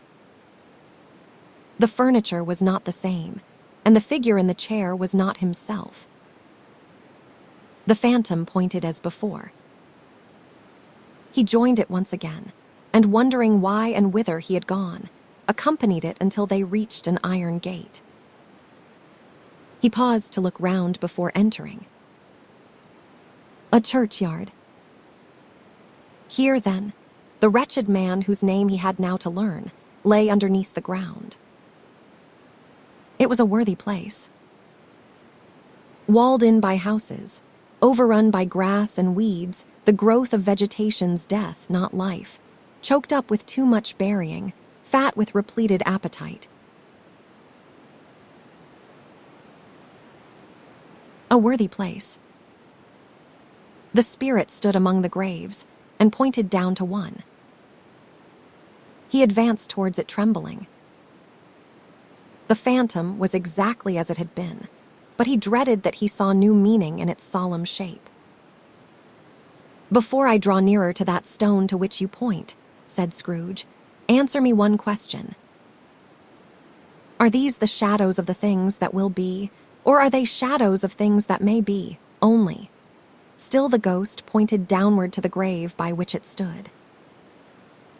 Men's courses will foreshadow certain ends, to which, if persevered in, they must lead, said Scrooge. But if the courses be departed from, the ends will change. Say it is thus with what you show me. The spirit was immovable as ever. Scrooge crept towards it, trembling as he went, and following the finger, read upon the stone of the neglected grave his own name, Ebenezer Scrooge. Am I that man who lay upon the bed? He cried, upon his knees. The finger pointed from the grave to him, and back again. No, spirit. Oh, no, no. The finger still was there. Spirit, he cried, tight clutching at its robe, hear me. I am not the man I was. I will not be the man I must have been, but for this intercourse. Why show me this, if I am past all hope? For the first time the hand appeared to shake. Good spirit, he pursued, as down upon the ground he fell before it. Your nature intercedes for me and pities me. Assure me that I yet may change these shadows you have shown me, by an altered life. The kind hand trembled. I will honor Christmas in my heart, and try to keep it all the year. I will live in the past, the present, and the future. The spirits of all three shall strive within me. I will not shut out the lessons that they teach. Oh, tell me I may sponge away the writing on this stone. In his agony, he caught the spectral hand. It sought to free itself, but he was strong in his entreaty and detained it. The spirit, stronger yet, repulsed him. Holding up his hands in a last prayer to have his fate reversed, he saw an alteration in the phantom's hood and dress. It shrunk, collapsed, and dwindled down into a bedpost. Stave V, the end of it, yes, and the bedpost was his own. The bed was his own, the room was his own. Best and happiest of all, the time before him was his own, to make amends in. I will live in the past, the present, and the future, Scrooge repeated as he scrambled out of bed. The spirits of all three shall strive within me. Oh, Jacob Marley! Heaven and the Christmas time be praised for this. I say it on my knees, old Jacob, on my knees. He was so fluttered and so glowing with his good intentions that his broken voice would scarcely answer to his call. He had been sobbing violently in his conflict with the spirit, and his face was wet with tears. They are not torn down, cried Scrooge, folding one of his bed curtains in his arms. They are not torn down, rings and all. They are here. I am here. The shadows of the things that would have been may be dispelled. They will be. I know they will. His hands were busy with his garments all this time, turning them inside out, putting them on upside down, tearing them, mislaying them, making them parties to every kind of extravagance. I do not know what to do, cried Scrooge, laughing and crying in the same breath, and making a perfect Laocoon of himself with his stockings. I am as light as a feather. I am as happy as an angel. I am as merry as a schoolboy. I am as giddy as a drunken man. A Merry Christmas to everybody. A Happy New Year to all the world. Hallo here. Whoop. Hallo. He had frisked into the sitting room and was now standing there, perfectly winded. There is the saucepan that the gruel was in, cried Scrooge, starting off again and going round the fireplace. There is the door by which the ghost of Jacob Marley entered. There is the corner where the ghost of Christmas Present sat. There is the window where I saw the wandering spirits. It is all right. It is all true. It all happened. Ha ha ha. Really, for a man who had been out of practice for so many years, it was a splendid laugh, a most illustrious laugh. The father of a long, long line of brilliant laughs. I do not know what day of the month it is, said Scrooge. I do not know how long I have been among the spirits. I do not know anything. I am quite a baby. Never mind. I do not care. I would rather be a baby. Hallo. Whoop. Hallo here.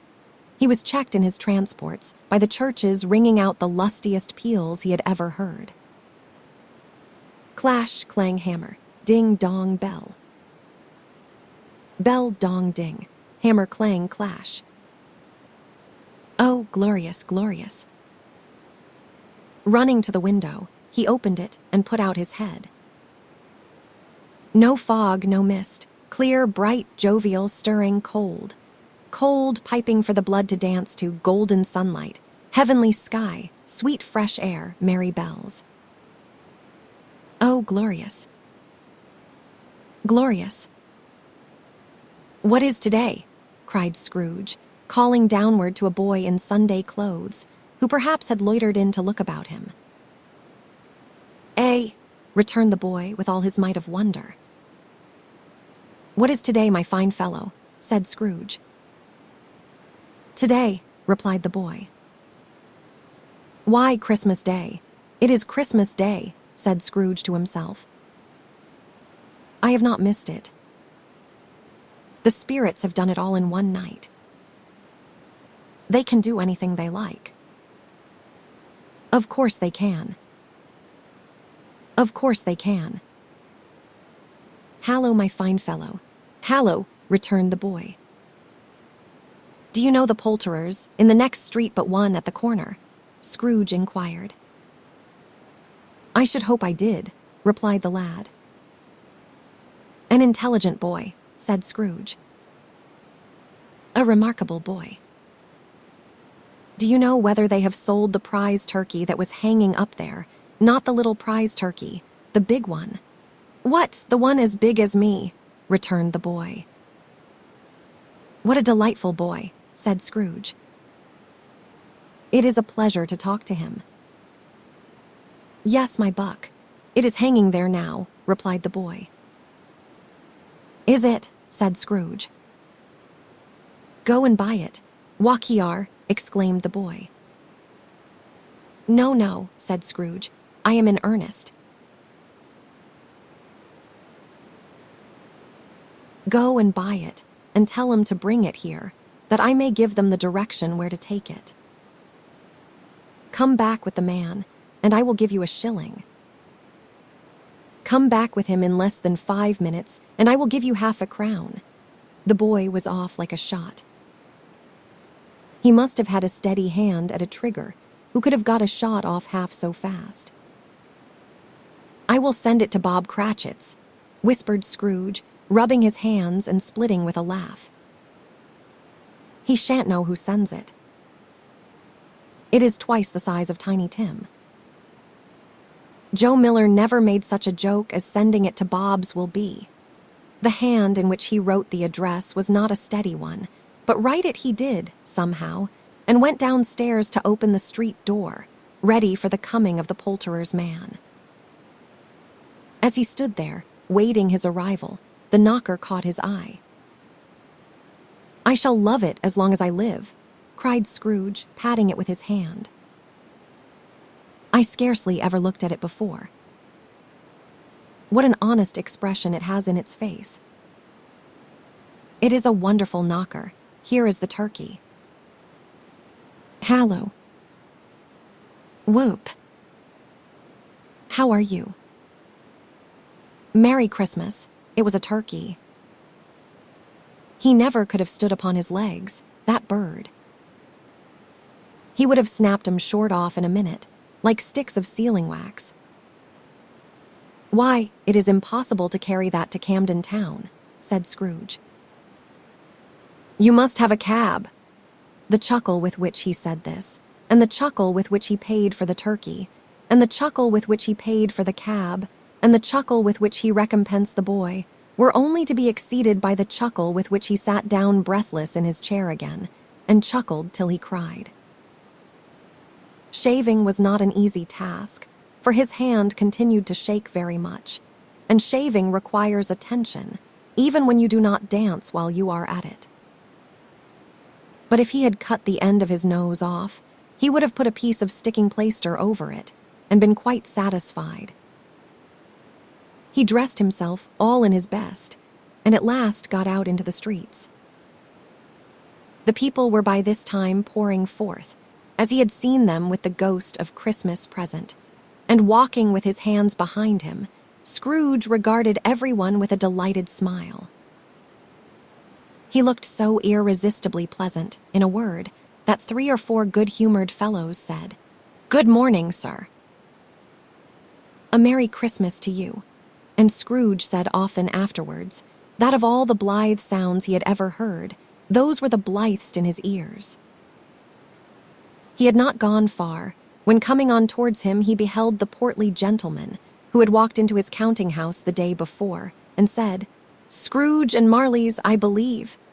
It sent a pang across his heart to think how this old gentleman would look upon him when they met, but he knew what path lay straight before him, and he took it. "My dear sir," said Scrooge, quickening his pace, and taking the old gentleman by both his hands. "How do you do? I hope you succeeded yesterday." "It was very kind of you." "A Merry Christmas to you, sir. Mr. Scrooge." Yes, said Scrooge. That is my name, and I fear it may not be pleasant to you. Allow me to ask your pardon. And will you have the goodness, here Scrooge whispered in his ear. Lord bless me, cried the gentleman, as if his breath were taken away. My dear Mr. Scrooge, are you serious? If you please, said Scrooge. Not a farthing less. A great many back payments are included in it, I assure you. Will you do me that favor? My dear sir, said the other, shaking hands with him. I do not know what to say to such munificence. Do not say anything, please, retorted Scrooge. Come and see me. Will you come and see me? I will, cried the old gentleman. And it was clear he meant to do it. Thank ye, said Scrooge. I am much obliged to you. I thank you 50 times. Bless you.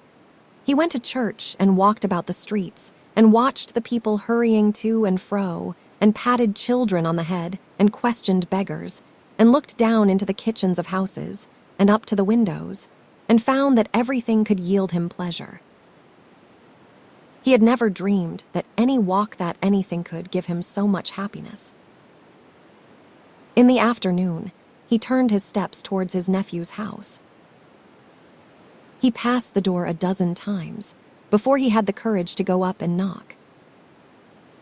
But he made a dash and did it. Is your master at home, my dear? Said Scrooge to the girl. Nice girl. Very. Yes, sir. Where is he, my love? Said Scrooge. He is in the dining room, sir, along with mistress.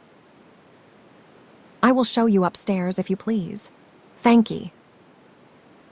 He knows me, said Scrooge, with his hand already on the dining room lock. I will go in here, my dear. He turned it gently and sidled his face in round the door. They were looking at the table, which was spread out in great array. For these young housekeepers are always nervous on such points and like to see that everything is right. Fred, said Scrooge. Dear heart alive, how his niece by marriage started. Scrooge had forgotten, for the moment, about her sitting in the corner with the footstool, or he would not have done it on any account. Why, bless my soul, cried Fred, who is that? It is I. Your Uncle Scrooge. I have come to dinner. Will you let me in, Fred? Let him in. It is a mercy he did not shake his arm off. He was at home in 5 minutes. Nothing could be heartier. His niece looked just the same. So did Topper when he came. So did the plump sister when she came. So did everyone when they came. Wonderful party, wonderful games, wonderful unanimity, wonderful happiness. But he was early at the office next morning. Oh, he was early there. If he could only be there first and catch Bob Cratchit coming late. That was the thing he had set his heart upon. And he did it. Yes, he did. The clock struck 9. No Bob. A quarter past. No Bob. He was full 18 minutes and a half behind his time. Scrooge sat with his door wide open, that he might see him come into the tank. His hat was off before he opened the door, his comforter too. He was on his stool in a jiffy, driving away with his pen, as if he were trying to overtake 9 o'clock. Hallo, growled Scrooge in his accustomed voice, as near as he could feign it. What do you mean by coming here at this time of day? I am very sorry, sir, said Bob. I am behind my time. You are, repeated Scrooge. Yes. I think you are. Step this way, sir, if you please. It is only once a year, sir, pleaded Bob, appearing from the tank. It shall not be repeated. I was making rather merry yesterday, sir. Now, I will tell you what my friend, said Scrooge. I am not going to stand this sort of thing any longer. And therefore, he continued, leaping from his stool and giving Bob such a dig in the waistcoat that he staggered back into the tank again. And therefore I am about to raise your salary. Bob trembled and got a little nearer to the ruler. He had a momentary idea of knocking Scrooge down with it, holding him, and calling to the people in the court for help and a straight waistcoat. A Merry Christmas, Bob, said Scrooge, with an earnestness that could not be mistaken as he clapped him on the back. A merrier Christmas, Bob, my good fellow, than I have given you for many a year. I will raise your salary and endeavor to assist your struggling family, and we will discuss your affairs this very afternoon over a Christmas bowl of smoking bishop, Bob. Make up the fires and buy another coal scuttle before you dot another I, Bob Cratchit. Scrooge was better than his word. He did it all and infinitely more, and to Tiny Tim, who did not die, he was a second father. He became as good a friend, as good a master, and as good a man as the good old city knew, or any other good old city, town, or borough in the good old world. Some people laughed to see the alteration in him, but he let them laugh, and little heeded them, for he was wise enough to know that nothing ever happened on this globe, for good, at which some people did not have their fill of laughter in the outset. And knowing that such as these would be blind anyway, he thought it quite as well that they should wrinkle up their eyes in grins, as have the malady in less attractive forms. His own heart laughed, and that was quite enough for him. He had no further intercourse with spirits, but lived upon the total abstinence principle ever afterwards, and it was always said of him that he knew how to keep Christmas well if any man alive possessed the knowledge. May that be truly said of us, and all of us. And so, as Tiny Tim observed, God bless us, every one.